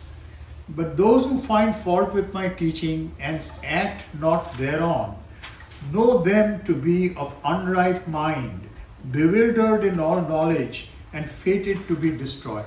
Now, this paragraph, it's an interesting stanza. Of course, you have to realize that that's the part that not so much time has passed that we look at this text as just one of the cornerstones of, Hindu spiritual thought. But in its own time, it was its own form of polemics. It was promoting a certain view, and it is promoting the view of Bhagavatism. So it has got some statements which you could consider to be propaganda. So this is Bhagavata propaganda to that extent. This, of course, is multiplied many times over by modern Bhagavatas like ISKCON. Yeah. So if you look at, Bhagavad Gita as it is, right? A lot of people, that's the most common Bhagavad Gita that lands up in people's hands because it's everywhere. But there you get a propaganda version of Bhagavatism. And sometimes here itself how would the same thing be interpreted in, say, Advaitin context? Advaitin concept, this kind of statement. What Advaita, what Shankara does is basically he glosses over these parts. Sometimes he will not comment on it, or he will say that Krishna is talking about Brahman. See? Krishna himself is Brahman, But they will not admit that. See? Because according to Advaita, Krishna is a form, a human being who is also a form like a devata, right? That they all get dissolved. They are all steps on the way. So Krishna is inviting us to get to that point and then dissolve, go beyond. Yeah. In the later Vedic text, Yeah. Vishnu something, it's a prayer to Vishnu responding to Shankaracharya. There's a line where it says, after having realized that thou, me, I'm paraphrasing, don't think that I think this is all mine, but know that I'm eternally your humble servant, like a wave on the ocean. And you get this Vishishta Advaita language, even classical Advaita, and even this line seems, at least to me, easily synchronous with classical Advaita, of those who are not, understanding this, are objectively of unright mind, given the guna mathematics, and will be destroyed in the sense of the faults on God, of that unright mind, will in time be destroyed and become, with the wave, or with the stream, rather than the ends of the individual. So is it even necessary to look at this as Bhagavata exclusively? I mean, yeah, or even if it is intentionally written to promote or later used, it seems still to fit within. Maybe, yeah. I think that if we go back in time, at this time, it probably is promoting Bhagavata, doctrine, because it is trying to make a place for itself, But I think it can be interpreted later in a variety of ways, and it has been. And I agree that, not everybody, interprets it in a kind of a classical way. That there is a lot of elasticity within the Indian tradition itself. Each of the schools themselves merge sometimes into each other. I mean, do you think that it is even possible to write something in human language which is incorruptible? No, it isn't. That's for a whole other workshop. All existences follow their nature, and what shall coercing it avail? Even the man of knowledge acts according to his own nature. So coming back to the gunas idea, you see that this is the thing, it sort of rises and falls. It opens up a door and then it comes back, as it were. You see, because it keeps strengthening certain ideas and consolidating older ideas. In the object of this or that sense, liking and disliking are set in the object of this or that sense, liking and disliking are set in ambush. Fall not into their power, for they are the besetters of the soul in its path. He's talking about raga and dvesha, attraction and repulsion. He says, don't fall into the trap of these opposites, the tugs of these opposites. Detach yourself from that. Better is one's own law of works, swadharma, though in itself faulty, than an alien law well wrought out. Death in one's own law of being is better. Perilous is it to follow an alien law. So here, see, this is the thing, that the notion of swadharma again is going to come up repeatedly. And it's only towards the end that swadharma is going to be described in terms of swabhava. So, and there you see a more psychological treatment to swadharma. Here, right in the beginning, when swadharma, the term comes up, and then this is closely related to dharma. As I said, this is a dharma text. So, what swadharma means, one's own dharma. So what is one's own dharma? At this time, the notion of swadharma is related to caste. So your own dharma is to be what you're born into. You are a Kshatriya, that is your dharma, your own dharma. But that's exactly the understanding of dharma that is being challenged by the Gita. However, it won't do that immediately. It starts off by using that as the datum, because Arjuna is a born warrior. He is by swabhava, that is by psychic, choice, or psychic, his nature, right, a warrior. But he is also born a warrior, right? So there is a convergence of these two kinds of swadharma, understandings of swadharma. So here, what Krishna is saying, he's not making a distinction between the two, but he is saying that follow the deepest truth of your heart. Okay, this is the way that you should move. Do not follow somebody else's. In other words, don't let some abstract idea dictate what you're going to do. Don't let somebody tell you that it's good for all of us to do this, or it's good for all of us to do that. Go by what your inner guidance tells you. Because your nature is made to act in a certain way. So Arjuna replies, but if there is no fault in following our nature, what is this in us that drives a man to sin as if by force, even against his own struggling will, or Varshaneya. Okay? And here the word papa is being used. So papa, the term papa, which even in modern Indian languages is translated as sin, is a very old term. See? Papa is used also in Isha Upanishad. So what is sin? What is papa? Because the word sin has developed so many meanings right now. It is tainted or colored by the notion of original sin, as if there's some kind of thing we did wrong, human beings did wrong.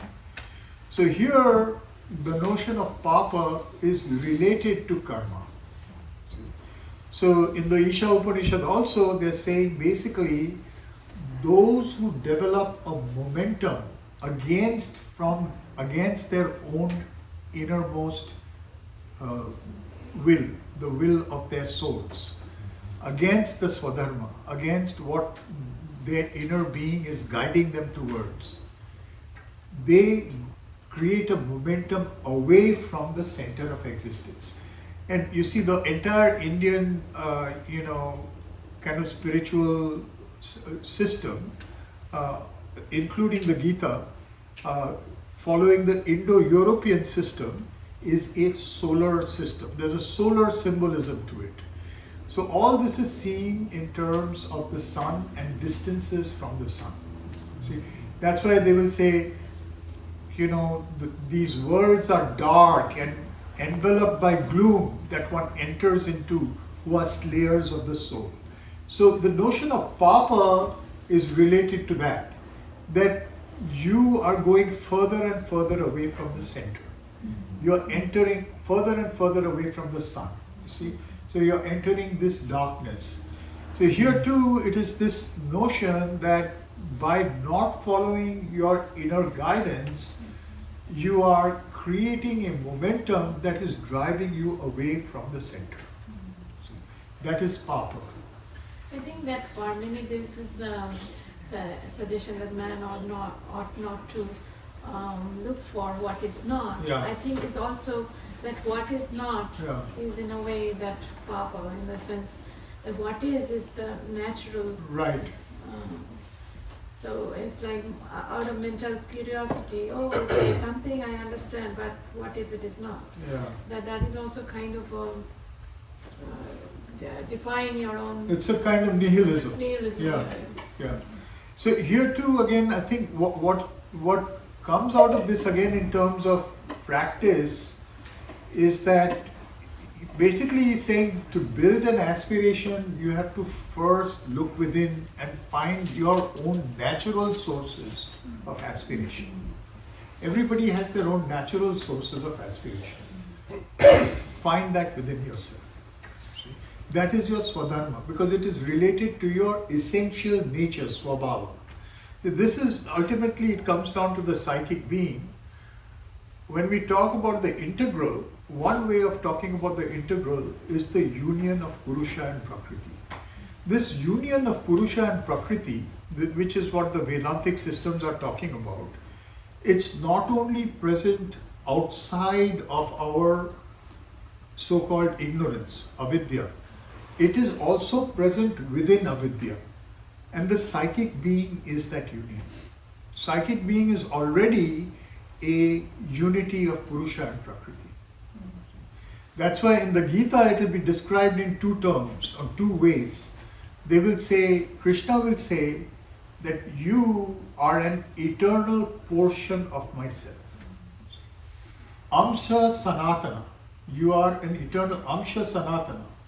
Eternal portion of the Supreme Purusha. Each one of us is an eternal portion of the Supreme Purusha. And he will also say that you are Para Prakriti Jiva Bhuta, the self-becoming, the individual becoming of the Supreme Prakriti. So the psychic being is both, is the eternal portion of the Supreme Purusha and the individual becoming of the Supreme Prakriti.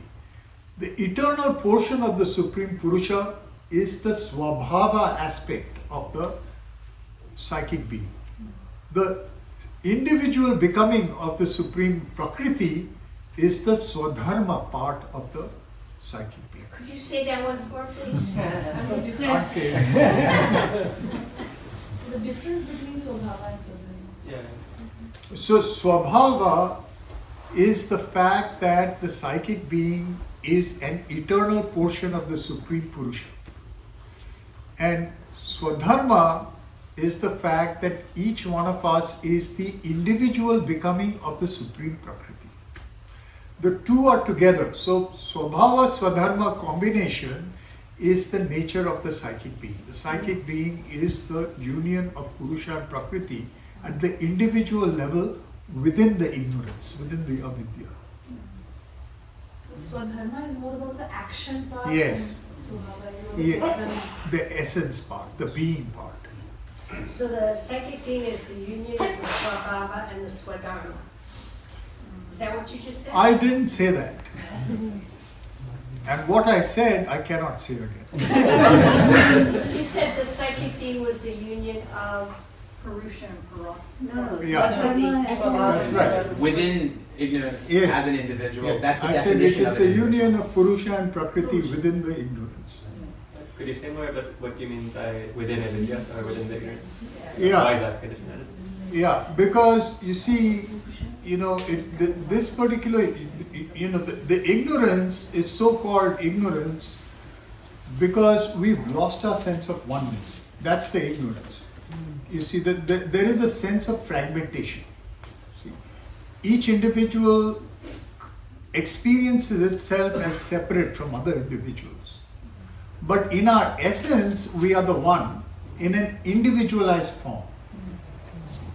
So that one in an individualized form has both the essence of the one as well as the unique self-becoming of the one as that individual.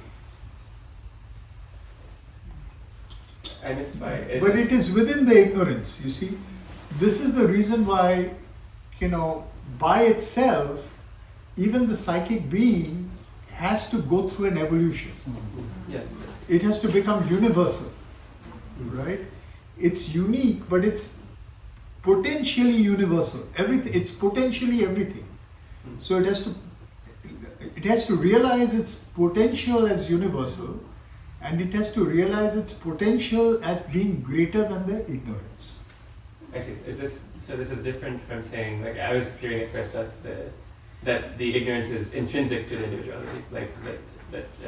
It's not intrinsic to the individuality. It is within the ignorance. In other words, it is potentially greater or outlasts the ignorance, but has entered into the ignorance.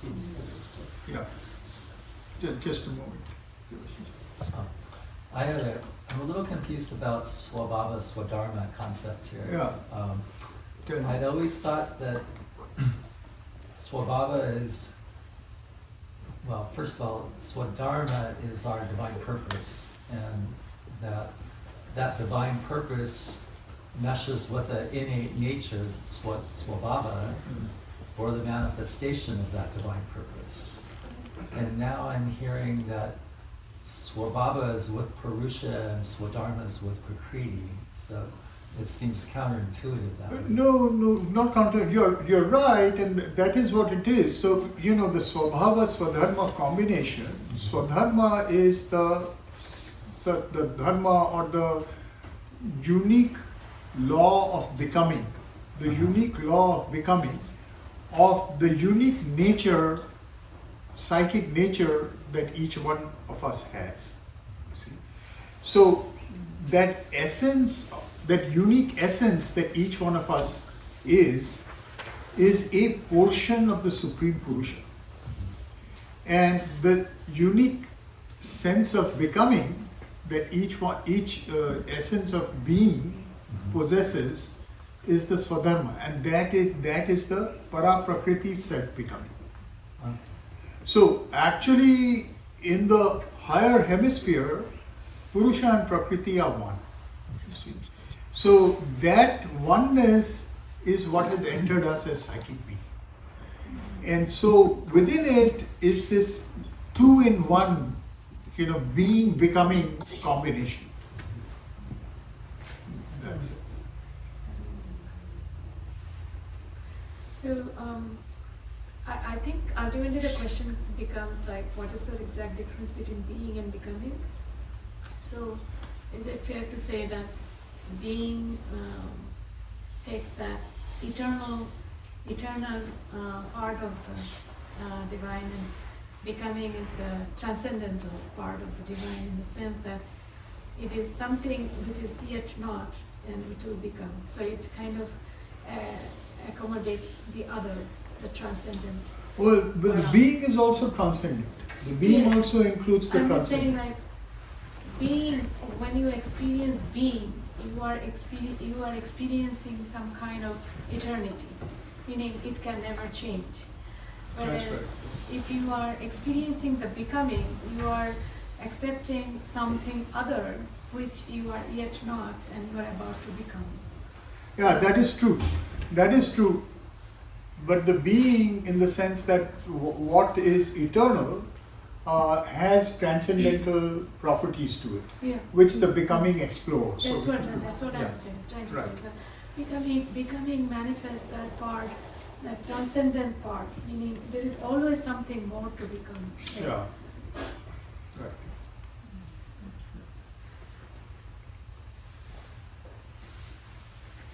So this particular understanding of what we are discussing right now, however, is yet to come. That's what comes in a more full-blown fashion in chapter 14 later.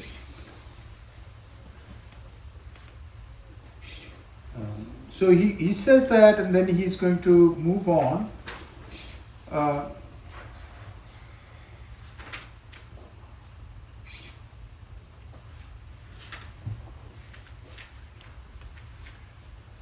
So here now we've come to the idea of sin. Okay. The Blessed Lord said, this is desire. So this is again, we go back to the notion of creating karma through desire, right? This is desire and its companion wrath, children of Rajas, all devouring, all polluting. Know thou this as the soul's great enemy. As a fire is covered over by smoke, as a mirror by dust, as an embryo is wrapped by the amnion, so this knowledge is enveloped by it. See? So these images, fire covered by smoke, mirror by dust, etc., these are tropes that belong to this time. You find it in many texts at this time. You also find it in Buddhism, for example, particularly the mirror covered by dust, you see. And these tropes are used both from the viewpoint of you have to clean the dust if you want to get to the mirror, but also from the point of view that there is something underneath it that can come out. The fire can burn through the smoke. The light of the mirror can come through the dust, etc. So there are two ways. Either you follow the discipline of getting rid of desire, or you strengthen the power of the psychic being within you. Mm-hmm. Enveloped is knowledge, O Kaunteya, by this eternal enemy of knowledge in the form of desire, which is an insatiable fire. And this is also interesting because the use of the idea of fire in earlier texts, I'd say in pre-Buddhist texts, whether in the Veda or in the Upanishad, is usually given a positive spin. It's the psychic flame, it's the divine, it's the sun, things like that. Agni, hymns to Agni. Buddhism sort of inverts that metaphor, and you get the third sermon of the Buddha, the house that's on fire, desire as a fire, etc. Smoke that covers, covers up things. So that particular use of fire has been brought in over here. So in a way, it's a reference to fire as a destructive agent over here. The senses, mind and intellect are its seat. Enveloping knowledge by these, it bewilders the embodied soul. So now there's a whole analysis of desire that's going on, because that's what ultimately it's pointing to the fact that there has to be a renunciation from within, and that's sacrifice. Therefore, O best of the Bharatas, controlling first the senses, do thou slay this thing of sin, destructive of knowledge, in order to live in the calm, clear, luminous truth of the Spirit. Supreme, they say, beyond their objects are the senses. Supreme over the senses, the mind. Supreme over the mind, the intelligent will. That which is supreme over the intelligent will is he, the Purusha. This is again directly taken from Katha Upanishad. I was just referring to this a little while back. So it's creating this hierarchy leading to the Purusha. And by Purusha here, it doesn't mean the Purusha of Sankhya. It means what it will later call Purushottama, or the supreme seat of Vishnu. It means Krishna himself. Thus awakening by the understanding to the highest, which is beyond even the discerning mind, putting force on the self by the self to make it firm and still, slay thou, O mighty armed, this enemy in the form of desire, who is so hard to assail. So here again, the same notion of moving to the highest, which here is the Uttama Purusha, the Supreme Purusha, moved to by the exercise of the intelligent will on rejection of desire. It's sort of like Sri Aurobindo's formula, aspiration, rejection, surrender. This is really what's at stake over here. So I think we can stop here, and we can, if there's comments, questions, we can take a moment to reflect. Let's meditate for 5 minutes on the content that we covered today, and then we can enter the discussion.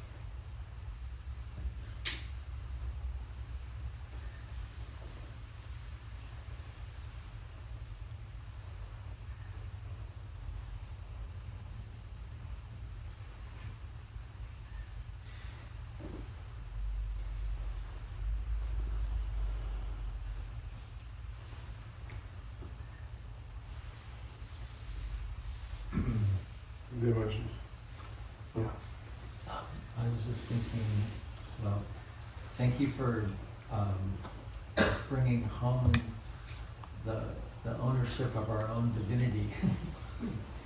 That we are living in this unique time right now.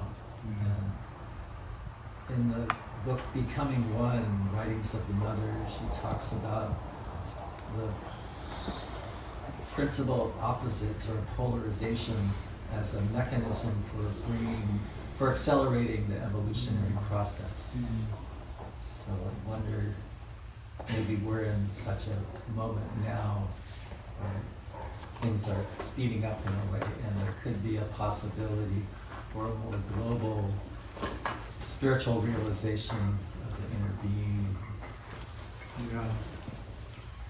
Yeah, one really hopes that's the case, because it really is a very intense,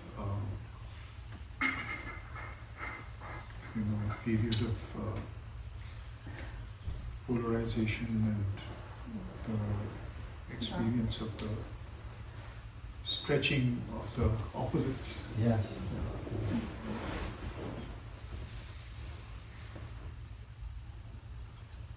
What's divine?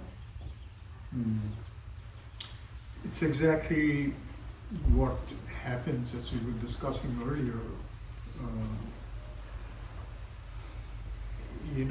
The whole thing is whether there is an awakening as a result or not.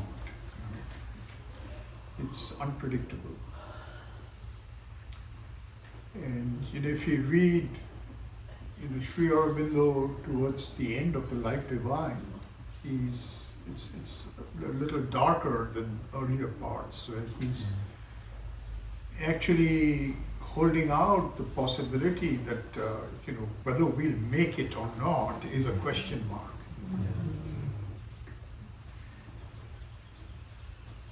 What does making it mean in this context? Making it means, basically what they're saying is that the transition from the human, and just like we're talking about the fact that there are possibilities of experience that were capped by the mind. The mind is a limit on certain forms of experience. And he's talking about the supramental in terms of another kind of being. So, except that he's saying that movement can be something that the human accomplishes, the transition, by power of yoga, that the human accomplishes. And to some extent, his whole work was to explore that possibility. But he's also saying that might not happen. That whether that type of existence appears or not, the human may or may not be part of that. And it may even, we were talking about pralayas, it may even sort of not maybe extinct itself, or maybe partially extinct itself. It's not impossible. But on the other hand, most of Sri Aurobindo's work, there's a lot of optimism. And it isn't an optimism that kind of totally disappears. Even at the end, he's holding the fact that this is something that human beings will find the resources, the inner resources to accomplish. Well, Satyavan's coming back to life itself is the biggest optimism. Yes. So, yes, and this is the thing, that there are prophetic elements there, that in Savitri definitely there's very strong prophetic element, that there is a grace power at work. But also, I think there is a very strong need for, receptivity. And receptivity has been woefully lacking in the human race up until this point. So that's the real question. I think we have a responsibility. I think every individual, that's the point I was trying to make. Within whatever capacity we have, we can open the gates to whatever extent we can. So based on that, I had a couple things in my mind going on, which was not kind of part of discussion today, but it came to my mind because, and then I'm also comparing Mahabharata war and now situation. So every war needs funding. Even in Gita, they mentioned Kaurava has that many elephants, that many. His Sena is so big and he has horses and elements, and Pandava is very small compared to. So that's the resources I'm talking about. Right. And similar here, now, like you said, everyone has it. When we spend our dollars, example, on Amazon buy $100 something, but eventually, wherever I'm buying from and wherever they're funding, also I'm contributing to something. So my logic thinks, you know how we sort things, like the best rated, best. So even that sorting should have my money is going here. that choice is there, then you have it. But it's so complex, right? So it is complex. It is complex. But then again, you're very right. I mean, these are the everyday decisions that we're making, and you know, each decision is unique. It's unique to you, and it's unique to the situation. And you cannot tell beforehand. But if you're open to the receptivity, to the guidance, then you can make a difference in that little bit. Somehow, something you do. Just by spending that $100 card on Amazon, I may be making some wrong. I don't know in the background what's happening. Unknowingly. But that's the karma yoga, that you do it to the best of your knowledge, but surrender the result with the opening. May I be illumined through this choice. You know? That's the karma yoga. May I be illumined through this choice, because that will then bring to you the preparation needed to be more conscious the next time. You know, Devashish, John. Yeah, I have a question, Devashish, about overcoming desire. So, one way you could say is widening, so that the being becomes wider and wider, and the desire in relationship that becomes smaller and smaller. I think Mother says, I think she said that a sexual desire eventually will fall away then. And then here in the Gita is talking about grabbing it and throwing it out, or rejecting it. Could you make a comment on those two? Yeah, I think they're both valid. You know, I mean, Sri Aurobindo in Savitri, he has that passage about, tearing desire by its roots, by its bleeding roots. So he has that, but he also has what we were discussing about equality. I think he makes a very strong point about equality. He's saying that the development of equality is the greatest purification of the nature. That the desires themselves become, kind of voided of their intensity, the more equal we become. So that then, that state of neutrality gives us clear vision of what needs to be done. Yeah, I don't want to release anybody of their responsibility here, but I have sometimes pondered about anthropocentrism. And just as we have to give up the ego individually, maybe we also have to give up our attachment to humanity per se.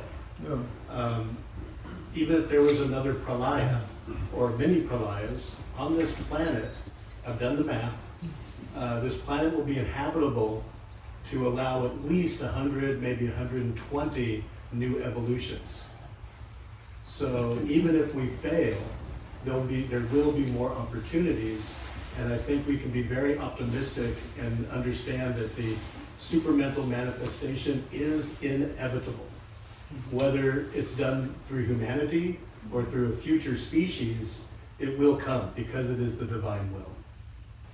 Yeah, it's of course, like they know about Chernobyl, right? I mean, they thought that it was kind of completely decimated of all life, but now they find that nature has come back in a big way. Right. Yeah. So, yeah, of course. But at the same time, I think, the kind of anthropocentrism has another very important aspect to it, which is that we, calling ourselves human, are actually co-constituted by all other creatures, all other beings, all other types of beings. Yeah. So what that means is that our part of our responsibility is to develop intense, intimate relations with the non-human. That is a very important aspect of our identity. So far, we have created a civilization centered on the human. Right. But we can create a civilization that is centered on our co-constitution. And that may actually be one of the turning points of exactly what we are talking about in terms of whether we can make it or not. I wonder if the supramental species, suppose another kind of species comes and, transforms the earth and not humanity, how will that legacy, that human legacy, that whole experience of going through this ignorance and, this journey of overcoming death and all that, where will all that go? I mean, that whole thing, it seems to be erased. Yeah, that's true. I mean, there's no knowing. Because you see, like, we've lost so much in the past as well, so many experiences. And to some extent, like what Krishna is saying is nothing is lost. So somewhere all the experiences are still there. To a consciousness that can, reintegrate it. Meaning if this species is completely external, meaning it has not really evolved from the planet, but came from elsewhere. I mean, how will it carry the whole If it's a experience? supramental species, it hasn't come from elsewhere. Wherever it comes from, it has to include everything that went before. So then in that case, it is transcendent human, like it's not really something else. I mean, how will it transit otherwise? Anyway, man is a transitional being. So these are very big speculative questions that we cannot handle, but we can hope that, the optimistic hope is that the human nature can expand itself and change to something. What I mean to say is that the whole purpose is to overcome ignorance, meaning to really take it all and transform. So that process, where is it going if a different species Yeah, comes? you see, the problem is that, yes, that's certainly what, this large vision that Sri Aurobindo saw and that we feel called upon. But you see, the thing is that human consciousness has got elements that are so, ignorant. You could use worse words than that. Idiotic, that all this means nothing to a very large, maybe the majority of the human race. So we may be all dreamers in a sea of unconsciousness. Anyway, I think this one's going to be simple. I want to go back to the mirror and the dust. Yeah. This actually ties in a little bit to what John Robert, in terms of getting rid of desires. But the other thing was strengthening the psychic being within and letting it radiate.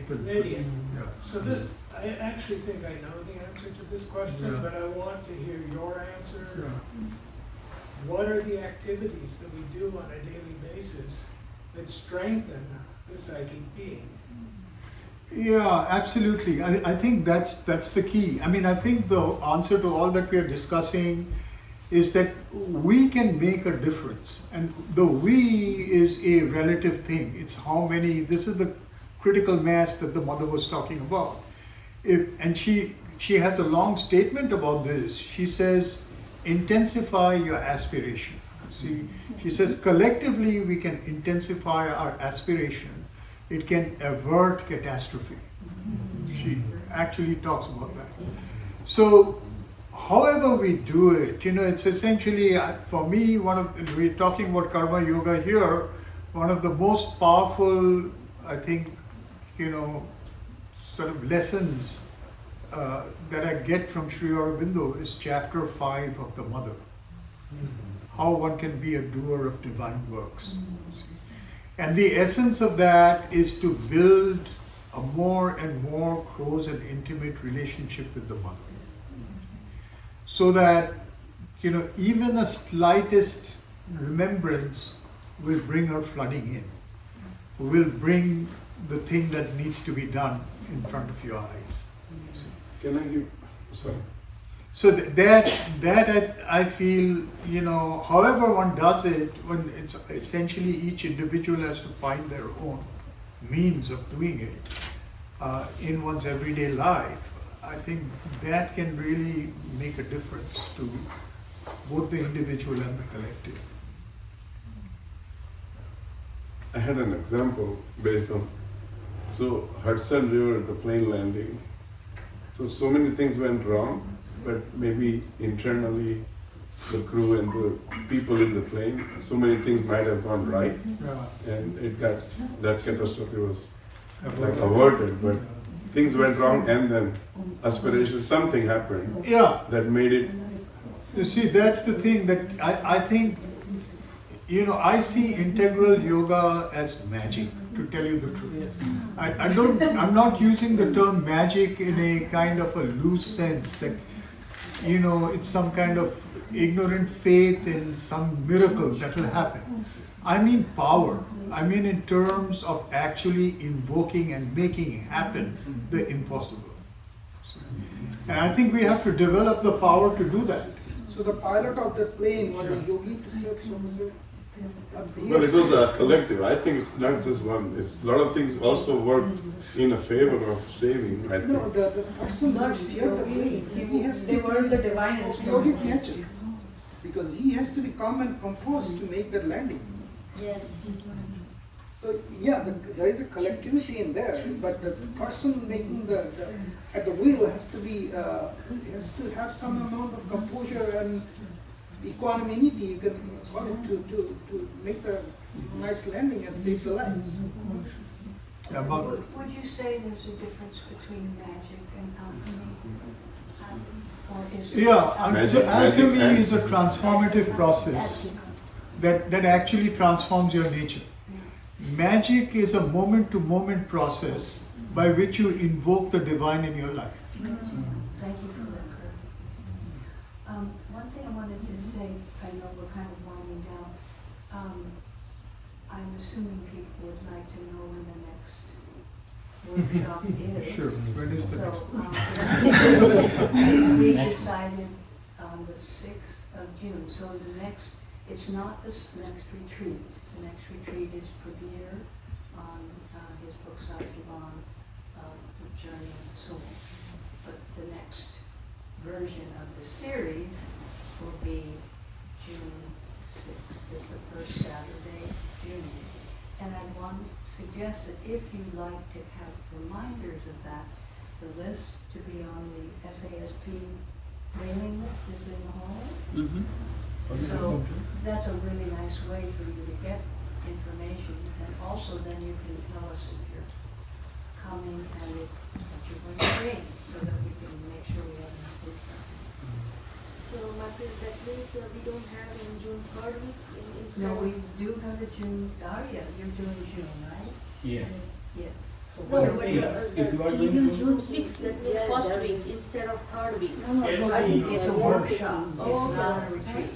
Okay. We're going to have a retreat 2 weeks later. Last year was Devashi will be in here. 2 weeks later will be another retreat. Busy. It's an additional workshop, Oh, depending on his availability. Yes, we had scheduling issues, to say the least. I wanted to make sure that everyone knew we have something planned, so that, you may not get all your questions And during answered. a workshop, you'll get through 4 and 5. And we have another planned in August if we need it.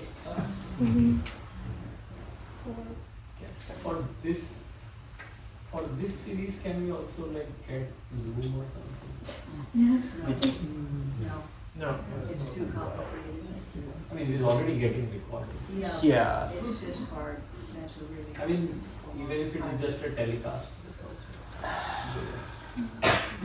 You can get the recording out. We'll be uploading it to the channel, so. Thank you, Darshan. Thank you for Uh, teaching. Thank you. Thank you.